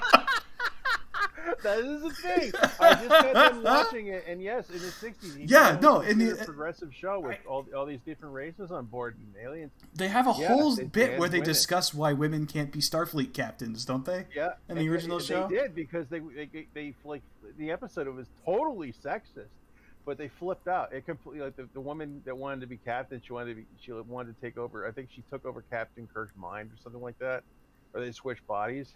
Yeah, she ended up being completely out of her fucking mind. Actually, you're wrong, Zero. We do talk about Star Trek V, and I'll be honest, I don't hate it. Star Trek V was... It wasn't good. It wasn't good. Like a fever dream, but it was interesting. It was not good, but it had some interesting ideas, and I kind of like bits of it. It was a terminal waste of David Warner. It was a terminal waste of a lot of things, really. Just a terminal waste of Scotty. What the fuck? I know this ship like the back of my hand. Knocks himself unconscious on a fucking bulkhead. He really wanted out of the movie. My God. There are a lot of things that's kind of cool. I like the exploration of some of like the mind manipulation that Spock's brother is able to do. There's really cool stuff there, and how it like gets into what the different characters' desires are and what motivates them. It never goes anywhere, which is really the big issue that I have with it. It's just kind of a plot device. But for a while there, I was really intrigued, and I was on the edge of my seat hoping something would happen. And, you know, I give it credit for that. But then it does things like have Scotty walk into a bulkhead and knock himself the fuck out. Chief engineer. Yeah. Well, I mean, that's the joke. But it's not a good joke, though. A good joke makes some sense. It doesn't make any sense that Scotty wouldn't know the bulkhead was there. I think that for any other part of the film, the most important one to me was you have Scotty, and not Scotty. You have Bones and Kirk and Spock all together at Yosemite, and they're all camping out, and eating beans and drinking whiskey and just shooting the shit and singing. The marshmallows. Yeah, I mean, to me, that really does it for me. That's probably the best part of the film for me, because that's one of the last times you I mean, other than the last film, the next one, but right. It was a really good moment, I thought, of those three, because those three are kind of the heart and soul of the Enterprise. Yeah, but I'll be honest, I like Star Trek V better than 3. Yeah, I can see that. Because I do not like 3 at all. 3 I like just because of Christopher Lloyd. I like Christopher Lloyd as much as the next guy, and he does a good job as a Klingon, but his character, it's completely... there's nothing to him. It was back when you were allowed to be a mustache-twirling, snidely Whiplash. Right, but remember, this is the movie that killed Kirk's son off-screen. After they just established him in the previous movie. That was kind of a dick punch, yes. It's not good. It's not particularly interesting. The whole Genesis thing is stupid. Spock... Genesis! Spock growing up from infancy to adulthood in the course of the movie, having brain sex with his... Banging Savick, yeah. Yeah, that was uncomfortable. And... just, man, it doesn't make any sense. And then And it also means that the Spock in every other movie isn't the actual Spock. It's a redone Spock who just has the memories of the previous one. Now we're getting into Picard territory. Oh. And let's not forget, totally undoing his heroic sacrifice from the second movie and taking all the tension and tragedy out of it completely, just deflating the climax of the second film. Oh, God. I'll give you that. I mean, I'm glad that he came back because it was nice to have him in 4 and 6. But, man... And that episode from The Next Generation. That is true. Yeah, it was great to have him back in that TNG episode where he's they're trying to establish peace with the Romulans, I believe. Yeah, but they get sabotaged by Tasha Yar's daughter. Sela? Yeah. I like her. That bitch. There's one thing I can never forgive Spock for, even though I love the character. Creating the fucking Kelvin burst. Oh, yeah. Yeah, well, you know. It's just when, the main plots of something just goes as shit to bed. Yeah. Well, that happens in Battletech, too. Oh, boy, did it. You're doing this on purpose, are you? Maybe. Oh, you fucker. Oh, yeah, I'm going to talk about it. So, today, I finished reading the IlClan source book. And I want to kind of blow my own brains out right now. The shit in this book, I cannot even begin to wrap my mind around how stupid some of these decisions are. So, if you really like Clan Wolf, you will find a lot of things to really like in the IlClan era because, oh boy... Is Clan Wolf's dick getting sucked super hard in this goddamn book? I call them the Ultra Wolves. Oh, they really are. It's just... Man. These guys are incapable of doing anything wrong or making any mistakes throughout the whole thing. You read through... And I'll be honest, I didn't read every single bit of the campaign across Terra, because after like the 4th or 5th little campaign entry where it says... Then the wolves showed up, but they underestimated the enemy's strength, so they were outnumbered, but they won anyway, because they're just so much better at fighting. You're just like, alright, I see how this is gonna go. How many pages are left? 50? Fuck this. And you just flip to the end. Yeah, the IlClan, it's not a book, it's a friggin' drinking song. Yeah, right. And so, you get... Like, for example, there's one part where the Republic of the Sphere gets so desperate in their defense that they attempt an assassination on all the leadership of Wolf and Jade Falcon at the same time, and they do so while disguised as the other clan to try and instigate infighting between them and make it look like they're trying to backstab each other. So these attacks meet with a decent amount of success and even manage to kill a few, but they don't manage to kill the most important people. And there's an entry that, I shit you not, there's a character who, one of the Clan Wolf star captains, I think it was, who wakes up in a med center after barely surviving one of these attacks, and while still suffering from traumatic brain injury, goes out, because there's a Republic of the Sphere counterattack after these strikes, so hit them while they're weak. And it's working, it's pushing them back. So he goes out and rallies all the fucking troops, single-handedly leading them, stops the Republic's counterattack, basically by himself, sees through the deception of their disguised mechs instantly, with a fucking snap of his fingers. He contacts Clan Jade Falcon and tells them that it's a trick, and they fucking believe him for some reason. Clan Jade Falcon. Was he using a mech? Yeah. How is anybody going to use a mech with traumatic brain injury? That all Clan Wolf! Clan Wolf! Clan Wolf! So, he's a clanner, he's invincible to all the problems of wearing a neuro helmet when your brain isn't working right. And his neck's gonna be stumbling all over the goddamn place. So he not only sees through the deception while all that's going on, but he contacts Jade Falcon and convinces them that it's a trick, and they believe him, and it shuts the whole thing down, so the attempt fails. I don't have a problem with them believing him. It's kind of, but it is his. Why would they? Why would they just see it as more deception? Is it believable? Does he bring any kind of evidence? Is it all just word of mouth? No, he just says they're trying to make us fight each other. Oh, okay. That does sound kind of weak by itself. Yeah, and like Jade Falcon just agree, like they trust them with this. This is Jade Falcon. Yeah, they don't even trust each other. Right, exactly. No, they're actively antagonistic towards each other because they both want to become the IlClan, and they know that after the fighting is over, they're going to have to fight it out. So of course they're trying to sabotage each other on the way there. That's just how it's going to work.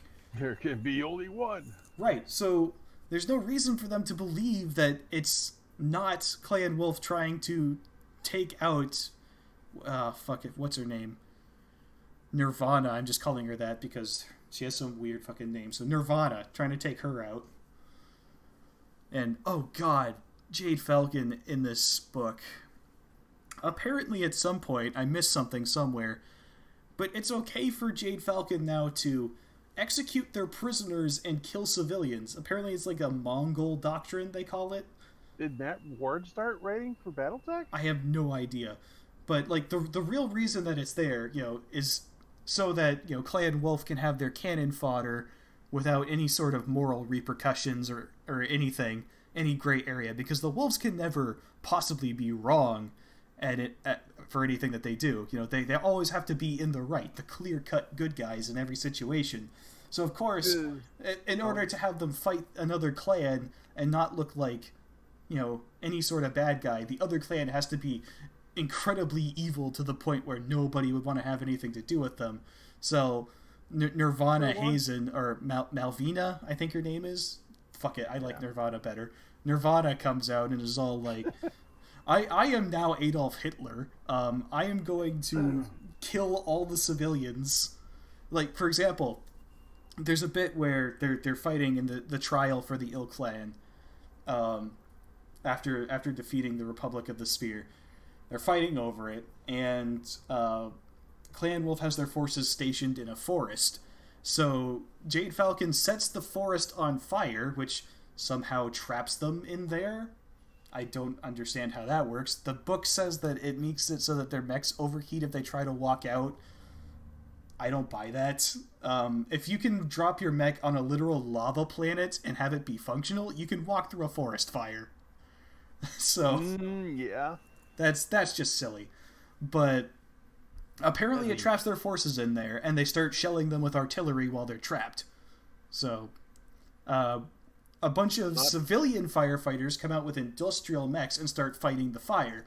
Very ineffectually, because it's way too big, and yeah, like in real life, a forest fire is almost impossible to effectively fight. So what's Jade Falcon's response? Shooting the fucking firefighters. You cannot get more evil than shooting public safety workers. I don't understand. That is I kill babies and puppies level of that's evil. That's Stefan Amaris level right there. Yeah, like that's just outrageous. And like for a clan to do that, and for the other clans to just sit back and be like, yeah, that's fine. This doesn't invalidate the Batchall.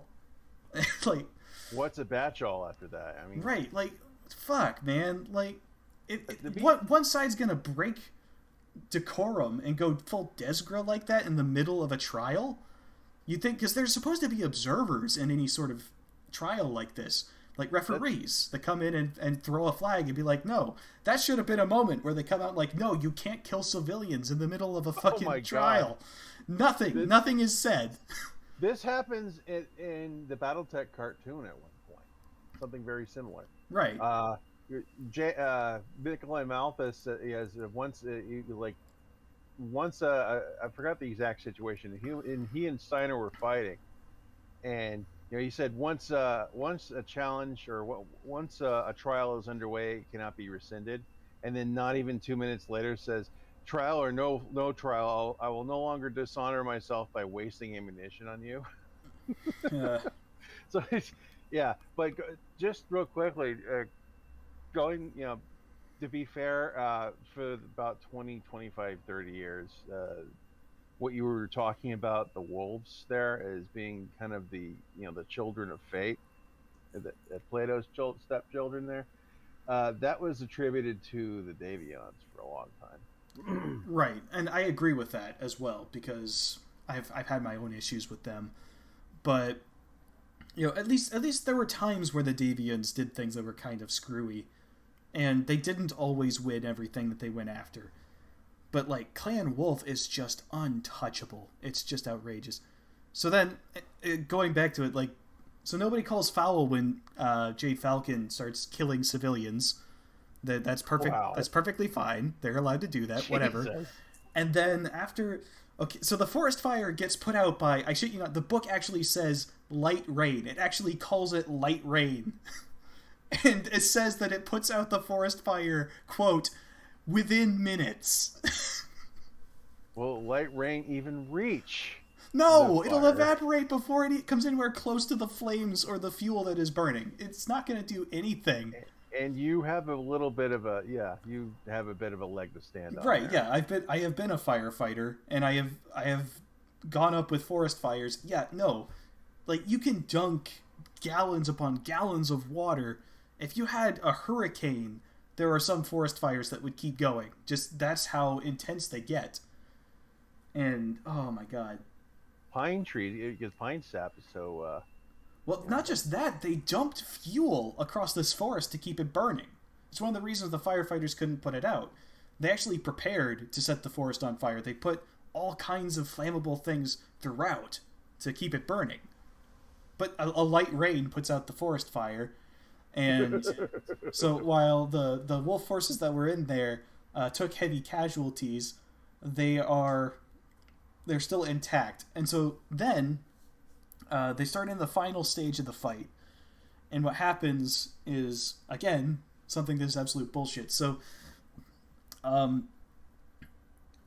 Alaric Ward looks at his forces and says, I don't have enough troops. Let me take some of my bondsmen that I claimed throughout the campaign against the Republic of the Sphere and give them a chance to take their old machines that are in somewhat working order and kill some Jade Falcons for revenge. And, I can understand some of them are like, okay, yeah, we want to kill Jade Falcons. Sure, we'll join up for a while. You're not allowed to do that. When you accept a Bachal, you have to, there's bidding. You have to establish beforehand what forces you are allowed to bring in. You can't just reinforce yourself in the middle of a trial. That's not allowed. So not only does he do that, he's apparently had forces in the background that he's been keeping a secret that he decides to pull in and hot drop them behind Jade Falcon's lines, companies upon companies of men from Clan Wolf in Exile and the fucking Wolf's Dragoons. So Clan Wolf is hiring mercenaries, something that clanners never fucking do. And the fact that they're... And he's hiring a mercenary company that has betrayed the clans and that everybody hates. He's hired them, and they've agreed to come in for some reason, even though they have no reason to be there. And again, these are forces that he hasn't bid, because the book outright says that Malvina Hazen thinks that he's deployed all of his troops because she's encountered them all. So all the forces he's bid, she's encountered, except these ones that he's been keeping a secret. He deploys them, and again, nobody throws a flag. That should have invalidated the whole fucking trial right there, when he pulls in extra forces out his ass that he shouldn't even have, because it's stupid. And then he drops them into the combat zone and totally violates the agreement. Well bargained and done, my ass. Now, I could live with him. I could not understand it, but I could see them trying something like that really underhanded if they wanted to be like a mustache twirler. Because Battletech's full of mustache twirlers, right? But it's the fact that no one calls them on their bullshit, right? No, it's all just accepted. Where it just all evaporates and goes and puff into. Like the Council of the Council of Six has observers there that are supposed to be refereeing this fight, and it's the most important trial that has ever been issued in the history of the fucking clans. This is for the IlClan ship. This is for who's gonna run the entire show. It should be the most highly regulated contest that the clanners have ever seen, but the referees are nowhere to be found. Nowhere to be found. It's just absurd. I think that whoever wrote this writes for the WWE or something. Like, I think whoever wrote this is 13 and high off their ass on Red Bull and crack. It's just... oh my god. So then you get... That's the end of it. So, obviously Clan Wolf wins because, of course they do. And they are now in charge of Terra. And so then you get into the section in the back that talks about what the other factions are doing. And it's basically a long list of Steiner is no longer rich and powerful. They're falling apart. The Free Worlds League is falling apart, but that's nothing new. They've always been doing that. House Liao has actually managed to gain a little bit of territory, which is never good. And Rosselhog is still not doing shit because they're busy sucking off the bear's dick, and the bear is currently sleeping. And the Davian is trying to regain their capital because House Kurita took it. The only people that are doing well is the Draconis Combine. So basically, the setting sucks ass. All that in the HPG network still doesn't work, so how anyone is able to coordinate anything or have any semblance of government without communication? No idea how that's working, so... As far as I know, I remember reading something that they've been working on the black boxes. The modern version of them. Yeah, I don't know. But, like, word has to be carried by courier right now because the HPGs don't work. So, the only way to get information is to physically carry it. And to take a trip across the inner sphere can take an entire fucking year.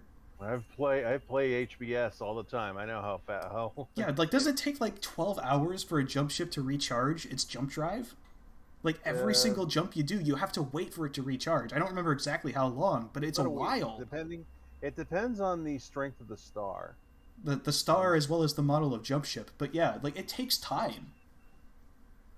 Like, everything is a super massive delay. They have command circuits, which is where they pre-stage jump ships to be in position where they can do this bucket brigade deal. Right, but like even then, for people or material. Yeah, but even then, it takes a long time to get anywhere because you still got to take time to transfer ships from one jump ship to the next. That's not an instantaneous process. That'll take hours at least. So like it could take months for a message to get somewhere. Usually with the jump circuits, they'll have ships outfitted with jump batteries. They'll either legacy from the Star League era, or they've started manufacturing them again by this point.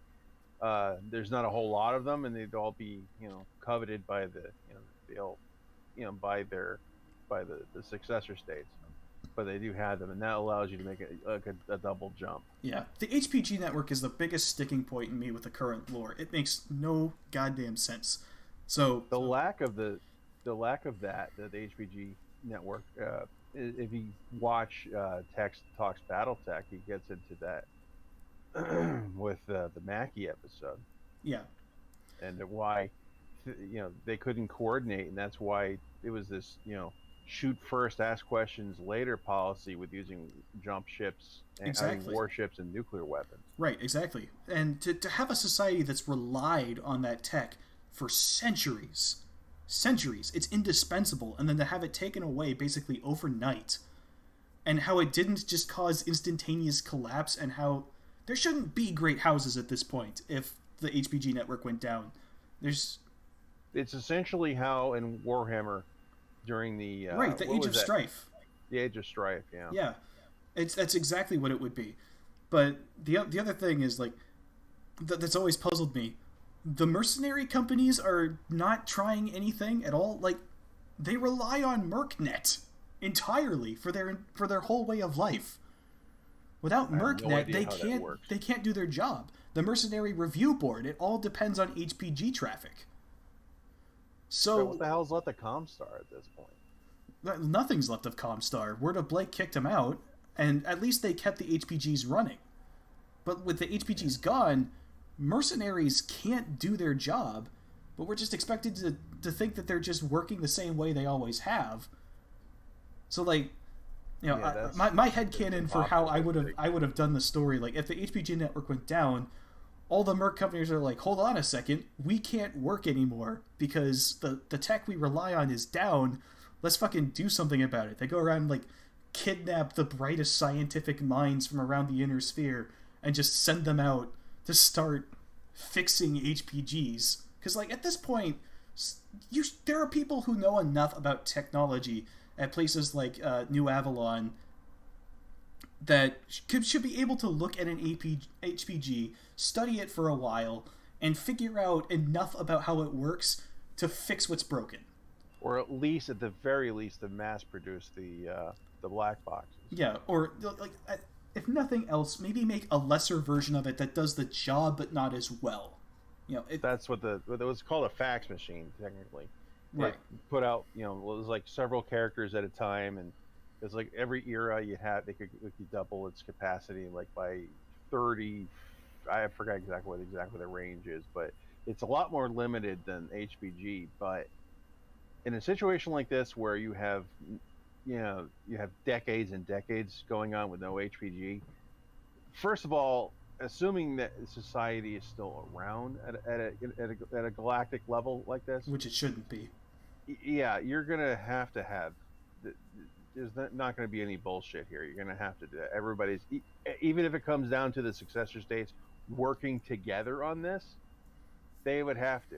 Right, and that's what I was saying. Like, because the successor states aren't going to work together on anything. They can't. But they have. Well, Starfleet. There was the Star League, but Star League had a lot of infighting with the houses, and the only thing that kept them from killing each other was the SLDF. And then, like, they worked together with the clan invasion, but that was temporary, and there was tons of infighting there as well. My idea was, you know, you have the mercenary companies. Some of them have enough power to rival house armies at this point. And you're just, you know, they just sit back and they're like, well, nothing we can do about it. That's such bullshit. Well, the Jihad pretty much wrote most of them off, the big ones.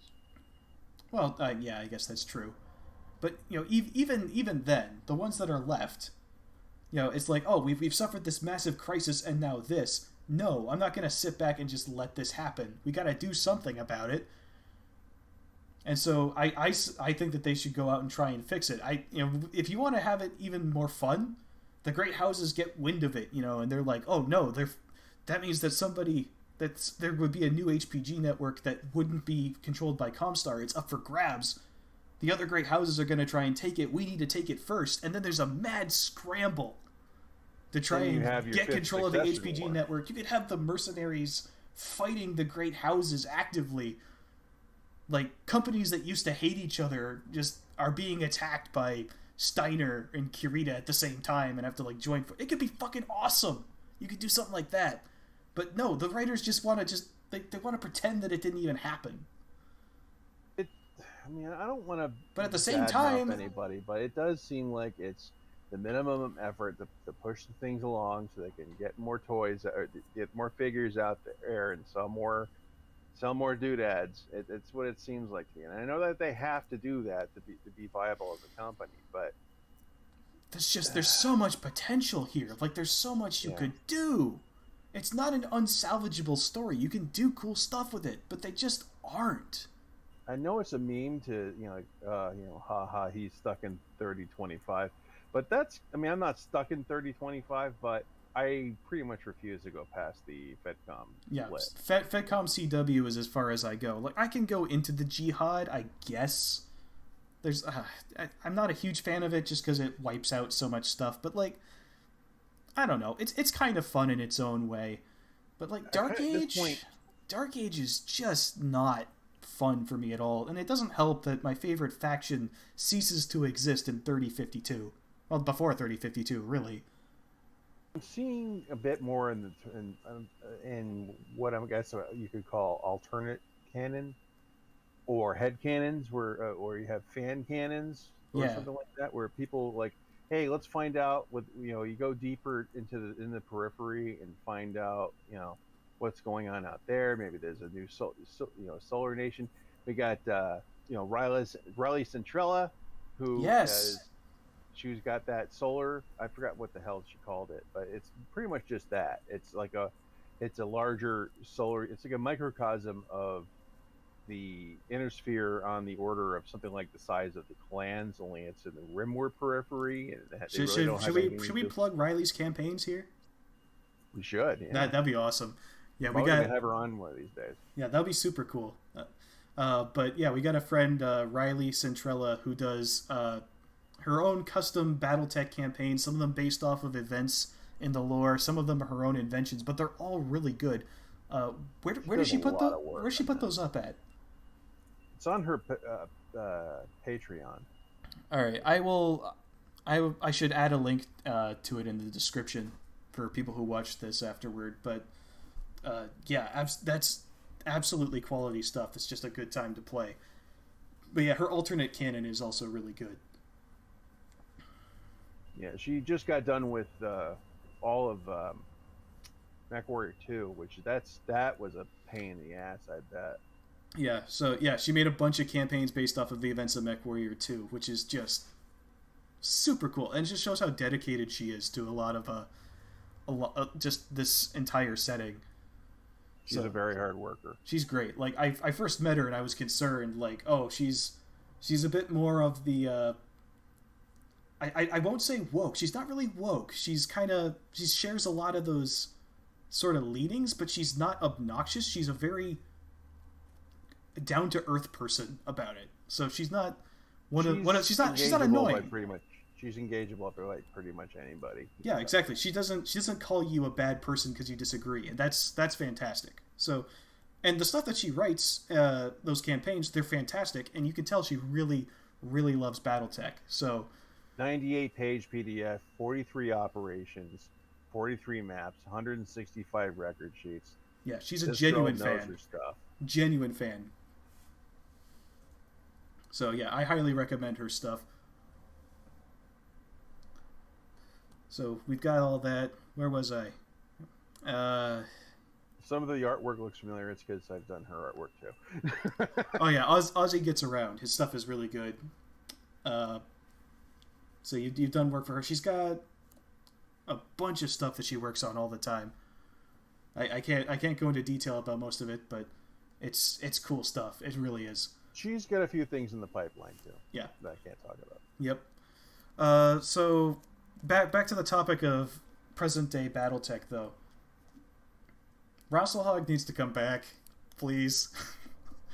If anyone from Catalyst is watching this, give me my Rasselhog back, please. I'm begging you. Languishing. Oh my god.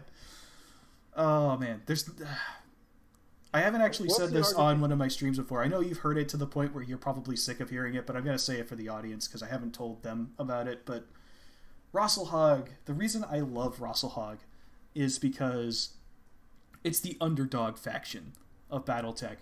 They've always been this little group of scrappy, very difficult to control people. Kind of like Poland, I guess you could say, in a way, or like Belgium. They've always been kind of doing their own thing. They've been invaded and conquered so many fucking times. They've had wars fought in their backyard over things that don't affect them, that they don't believe in, but they have to suffer the collateral damage. They're just sick of the giant houses wrecking their shit all the time. They just want to be left alone. They finally get the chance to, and they've been actively resisting anyone who comes back and tries to take over. They're always resisting. They're always fighting for their independence. They're always campaigning for it. And, centuries, like 500 fucking years of this. And they finally get their independence, and they get immediately crushed. And I don't actually mind that so much. That's beautifully tragic. I'm a fan of a tragedy and a sad story. So I don't even mind that. Underdogs lose quite a bit. What bugs me about what Rasselhog is now is that they've stopped resisting. They've just completely caved and given in because the Ghost Bears aren't as mean as House Kurita is. And that is such utter horse shit. And especially for anybody that's fought back that hard, that long. Right.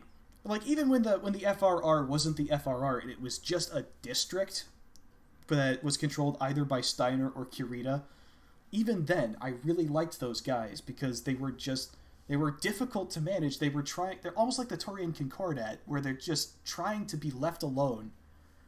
And then... Get the hell off my property! Yeah. They have a long history of resistance and trying to be independent, but that completely goes away when the Dominion is formed. They don't resist at all. And when there are some groups that do, the writers turn them into these Saturday morning cartoon villain puppy murdering bastards that are nothing more than cannon fodder for ghost bears and wolves to kill with impunity. And like that's just forgive the pun, it's a twist of the knife. They fucking stabbed me and now they're twisting the knife in my gut. Like, oh god, stop it, please. I love these guys so much. Let them resist without being horrendously evil all the time. Please, for the love of God. Instead of, they're trying to copy the Capellans. Yeah, like it's it's so depressing. And so now people are saying, well, they're winning by assimilation. Fuck that. Like, Rasselhog has always had its own distinct culture, and I don't like that they're being clanified. Like, it's bleeding together to the point where they're indistinguishable, and I really don't like that. That really grinds my gears. Like, these are guys who... I get that there's been some assimilation with, like, the whole Swedenese, where they've incorporated Japanese into their language, but even then... Like, when they became the Free Rasselhog Republic, they tried to de-Japanize themselves quite a ways, where like they would take Japanese words out and replace them with Swedish ones to try and make Swedenese more Swedish than Japanese. People with Kuritan ancestry were kind of looked down on and flipped the bird in a lot of ways after the Ronin War. And while that's, obviously that's mean-spirited to do, you could understand it. But, yeah, with the Ghost Bears, they would be mixing as both for English. Yeah. Everyone in the Rasselhog district speaks basic English. That's the language of clan English of the Inner Sphere. Well, from the book English. Yeah, but man. Like, if there's one clan that's not going to get super anal about your grammar and your manner of speaking, it's Ghost Bear. Like, if you use a contraction, a Ghost Bear isn't going to flip his shit. Yeah, it's possible. I seriously doubt. Like, they're the most relaxed about the clan rules. Like, sure, they're going to try their best to follow it, but I mean, you've come into a place where people speak Swedish and Japanese at the same time, so you're going to have to relax a little bit if you want to even function with them. But, oh man, Rasselhog is the punching bag of BattleTech, and they've been punched so hard since the clan invasion.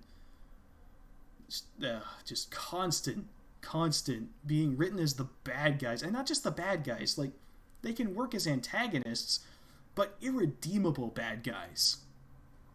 Like, there's nothing good about them. Like, there's no good people among them. It's just they're just evil all the time. I can dig this whole gray area. Nobody's completely, nobody's innocent. I can get that, but that's what BattleTech should be. Yeah, it is. It's what it usually is. World War I. Yeah, that's what it usually is. Like, with the exception of the Kuritans and the Capellans, typically, when a war is being fought in BattleTech, it's because both sides are dicks. Like, maybe one side is slightly more dickish than the other, but they're all dicks. Yeah, Canvas Knight says, now you know how Clan Smoke Jaguar feels. Smoke Jaguar came back! Somehow! Like, it's not fair. Smoke Jaguar gets to come back, but Russell Hug doesn't. It's such bullshit. Oh, it hurts. I feel like everybody's having a good time right now except me. Fuck. Oh man. Actually, with IlClan, it feels like everybody. If you're a Curitan or if you're a Clan Wolf fan, then you're having a fucking party, and everyone else is just like, fuck. I understand, like, if the Capellans got a little bit more, I could understand that, because they've been kind of the underdogs from the inception. Yeah. Right, deservedly, right, but at the same time, I can get that. But, yeah, I got I just want to see, a little bit less of the favoritism. Yeah, like, it's very clear. Yeah, it's very clear that the writers prefer Clan Wolf over every other faction. It's just, they're not even trying to hide it. Like, it's just so blatant that they are the good guys of this faction, and anyone who comes up against them at any point has to be written as just irredeemable assholes all the time so that they can fight with impunity. That's why I call them the Ultra Wolves. Yep. Jesus Christ. We're just retreading ground here at this point. Right. So, I think a good place to discuss, to kind of wrap everything up here, like what would we want to see happen next in BattleTech to get things kind of back on track, or just to kind of improve things and see where they go. All right, now hear me out now. Okay. Aliens. I'm kidding. Fuck off. You bastard. Gotcha. Oh, you son of a bitch. Clan Fu Manchu.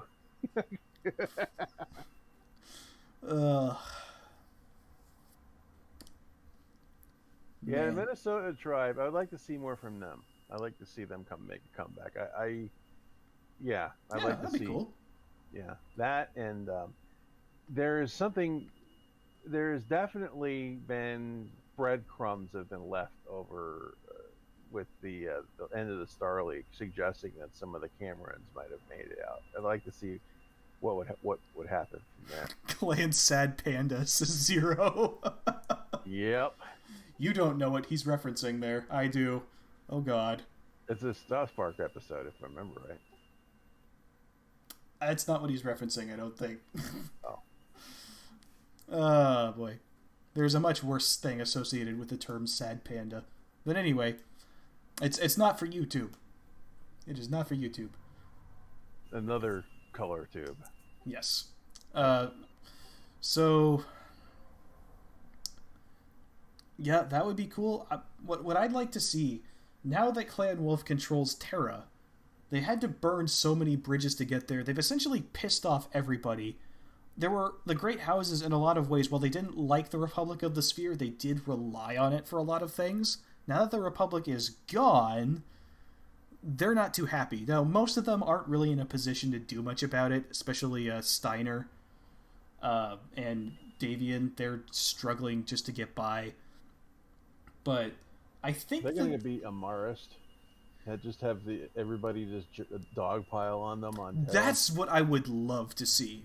I'm going to be perfectly honest. I want to watch the Wolf Empire get absolutely fucked, because, like, Alaric Ward has taken Terra and he's like, I'm in charge now. And the Great Sphere, like the Inner Sphere, the Great Houses, they're all like, you took one planet. You know? You haven't done anything really. To do it. Like, yeah, you took down the Republic of the Sphere, but, like, that doesn't mean that you're just in charge now. Fuck off. Let's see someone beat him down with a pillow. Oh yeah, that was another thing that happens, and not in the source book, but I heard that it's in one of the fucking novels that came out alongside it, where Devlin Stone meets his end because he gets smothered with a fucking pillow on his deathbed. Oof. There's some sort of that is kind of fair. That's got to be retribution from the writers for the Dark Age. Like, you can tell that the writers really hate the Republic of the Sphere, which, I mean, to be fair, the Republic does suck, but, like, Jesus Christ, tone it down a notch.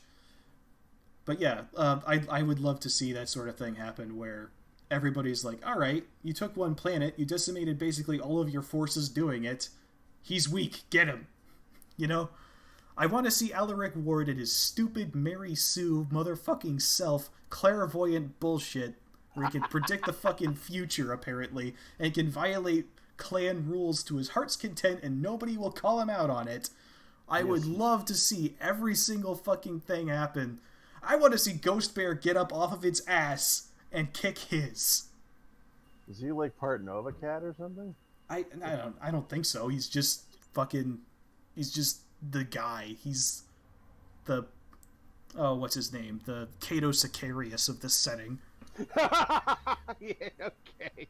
It is I, Alaric Ward. Oh, don't even start a meme. You start those memes too easily. Oh my god, yeah. Jesus Christ. But to watch him build this beautiful wolf empire of his with all of his clan wolf goody two shoes bullshit, and then just watch it all instantly collapse or have it fall apart due to infighting with the other clans, every single other thing. And I think this is the time where Ghost Bear is like, all right, we've been sitting on our ass and watching for long enough. I think now is the time to come in and start doing some things. I want to see Ghost Bear do anything. They have been just sitting on their ass through so much stuff. Do something, anything. For the love of God, you are the only clan that I don't hate. Do something. Someone's going to end up destroying the Earth. Somehow. Yeah, I mean, if it survived the Amera Civil War, it'll survive anything at this point. You saw what was done to it throughout that last bit of the campaign. If it can survive that, it can survive anything. But I'm talking about, like, 100 megatons of tectonic plates sort of bullshit. Yeah, I don't think so. If they did that, I wouldn't be very happy. That's too much. But like, no, it's kind of like scorched earth. If I can't have Terra, no one will. I don't think Alaric Ward would do that. Well, like, not necessarily Alec Ward, maybe somebody else. Maybe, but I don't. Like, maybe a Jade Falcon remnant would try something like that, but they'd be defeated by Clan Wolf because Clan Wolf always wins. But I would just love... I know the writers aren't going to do this because they love Clan Wolf too much, but I would love to see basically everybody in the Inner Sphere just being like, alright, fuck that guy in particular, and just ripping him apart, and then just kind of going back to status quo. We need a return to status quo. This setting has been shaken up too goddamn much. We need some form of stability to where the factions aren't just living and dying over the course of a day. Where, like, a book comes out and, oops, your army isn't playable anymore in the current time period because your faction doesn't exist. Please stop doing that.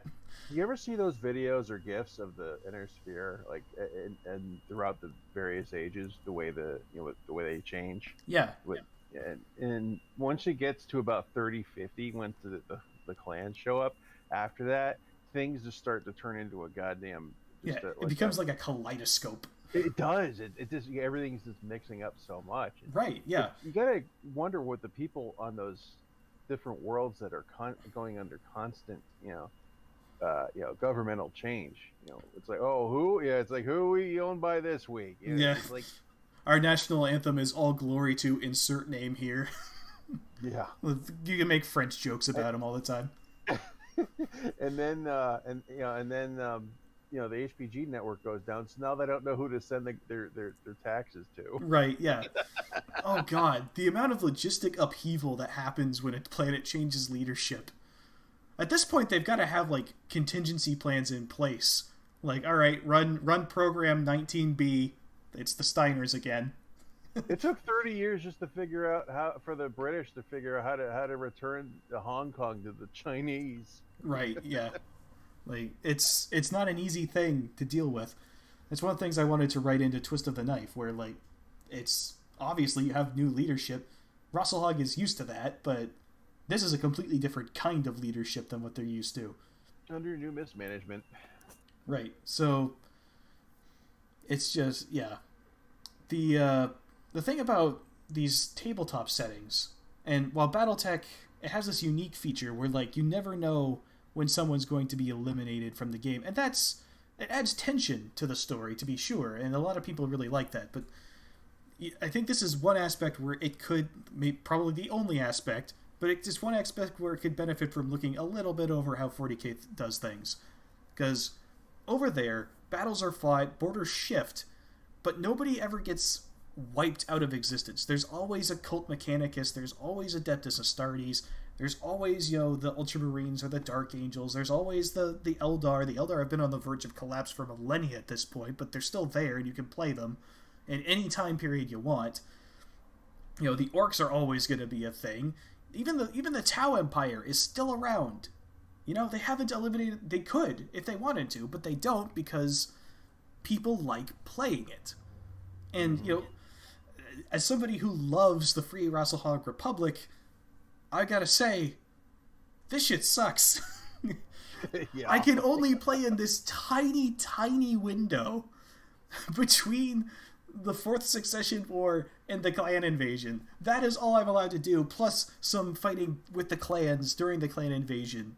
That's all that I get with my favorite faction. If I want to play outside of that, I have to either go mercenary or pick a faction I don't like or don't like as much. And I think that's a real fucking bummer, Or go spelunking into the periphery. Yeah. Or go back in time and start from the Star League. And yeah, I'm just not a periphery guy. I like to be a part of the big picture, and not just have my tiny. Those are fun in their own right, but that's not what I want to play. I want to play the big stuff. Yeah. And so you want the Free Rasselhog Republic comes up and it's sold as a legit faction. And to this day they're still doing it. You can get FRR decals in MechWarrior Online. You play MechWarrior 5, you can take contracts for them well beyond when they should stop existing. Those quest lines are always out there. You can participate in the Ronin War in MechWarrior 5 if you want. That's what I like about especially some of the mods when suddenly you're getting clan weapons and it's 30-70 and Razzlehag's still around. You can still. I like that where the jihad never happened. Right. So you can't have a large organized force of FRR in the 3100s. It doesn't make any sense. I can't play 2nd Cavalry then because they don't exist anymore, or they are now under the Rasselhog Dominion, which is controlled by Clan Ghostbear. Well, you have a little something to say about that in your own little headcanon. Well, yeah, but I mean, the 2nd Cavalry as a unit is underneath them. Yeah. Mage Squadron obviously is doing their own thing, but 2nd Cav is still... They change sides. I can't imagine what that's like for the guys who served in the Kung's army. You fight at tooth and nail, and you lose... Basically, all of your friends take massive casualties, giving absolutely everything that you've got to preserve the freedom that your ancestors fought so hard for so long. And the response from the people is to just cave in. Man, you imagine? I don't need to imagine. I remember what happened in August and September. Oh, yeah. Yeah, exactly. Yes, that's an Afghanistan reference. Yeah. I mean, fuck. I have a lot of friends growing up who went over to fucking Afghanistan, and not all of them came home, And you look at something like that after it happened, and you're like, fuck. What was even the point, And picture that on a bigger scale with Rasselhog. That's what those guys have got to be feeling, That's why, even though it sucks and we bitch about it, I can't really complain too much because it's probably one of the more realistic aspects of the setting. Sure, it's realistic. Kind of political backstabbing, it happens. Right, it's realistic, but the problem that I have with it, well, I mean, I don't think it's realistic that a society who has had a culture of resistance for the past 500 years suddenly decides to just not anymore. I think that's pretty unrealistic, but I mean, rest of it, even if it was, realism isn't fun. Real life sucks. We don't want real life in our table. The grounded is one thing, but overly realistic is just tedious and not fun at all. And this is an example of where it would be more fun for it not to be. I can go with that. Yeah. It's just... it's depressing, man. Zero. Space Afghanistan, get invaded and conquered, never... occupied but never conquered. Graveyard of Empires, yeah. Yep. Zero said, MechWarrior 5's version of the timeline, the clans misjumped into a black hole. That explains a lot. That keeps showing up. Their gear mysteriously still shows up. It's debris. There you go. Oh, their ships all they tried to jump to a pirate point and they all exploded. Now there's just clan weapon debris floating around. Oh look! It's like kryptonite. It just randomly falls into the atmosphere of a planet and crash lands as a meteorite in the ground. And people are like, "Oh look, it's a large pulse laser that's better than all the other pulse lasers."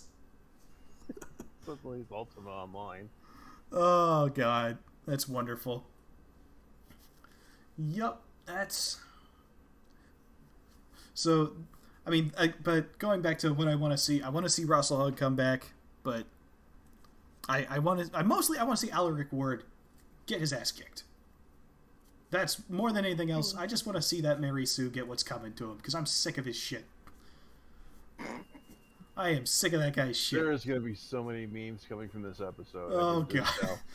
That would be wonderful. I would love to see some of those. So, yeah. Those of you who are in the Everything Battletech Discord with me, yeah, share those memes around. I want to fucking see them. That'd be fucking great. So, anyway, we've been going for 2.25 hours. It's been a fantastic episode. I've had a lot of fun. We're planning on doing this weekly, maybe bi-weekly, every other week, that is. So we'll see how that all pans out. But thank you guys all for coming in and watching. This has been a fantastic time. So we'll see about if we can get some more people going on this podcast with us. And we'll come back next time when we got some more news, some more tabletop stuff to show you guys. And until next time, this is Mage Leader and Ozzy signing off. Have a good night, folks.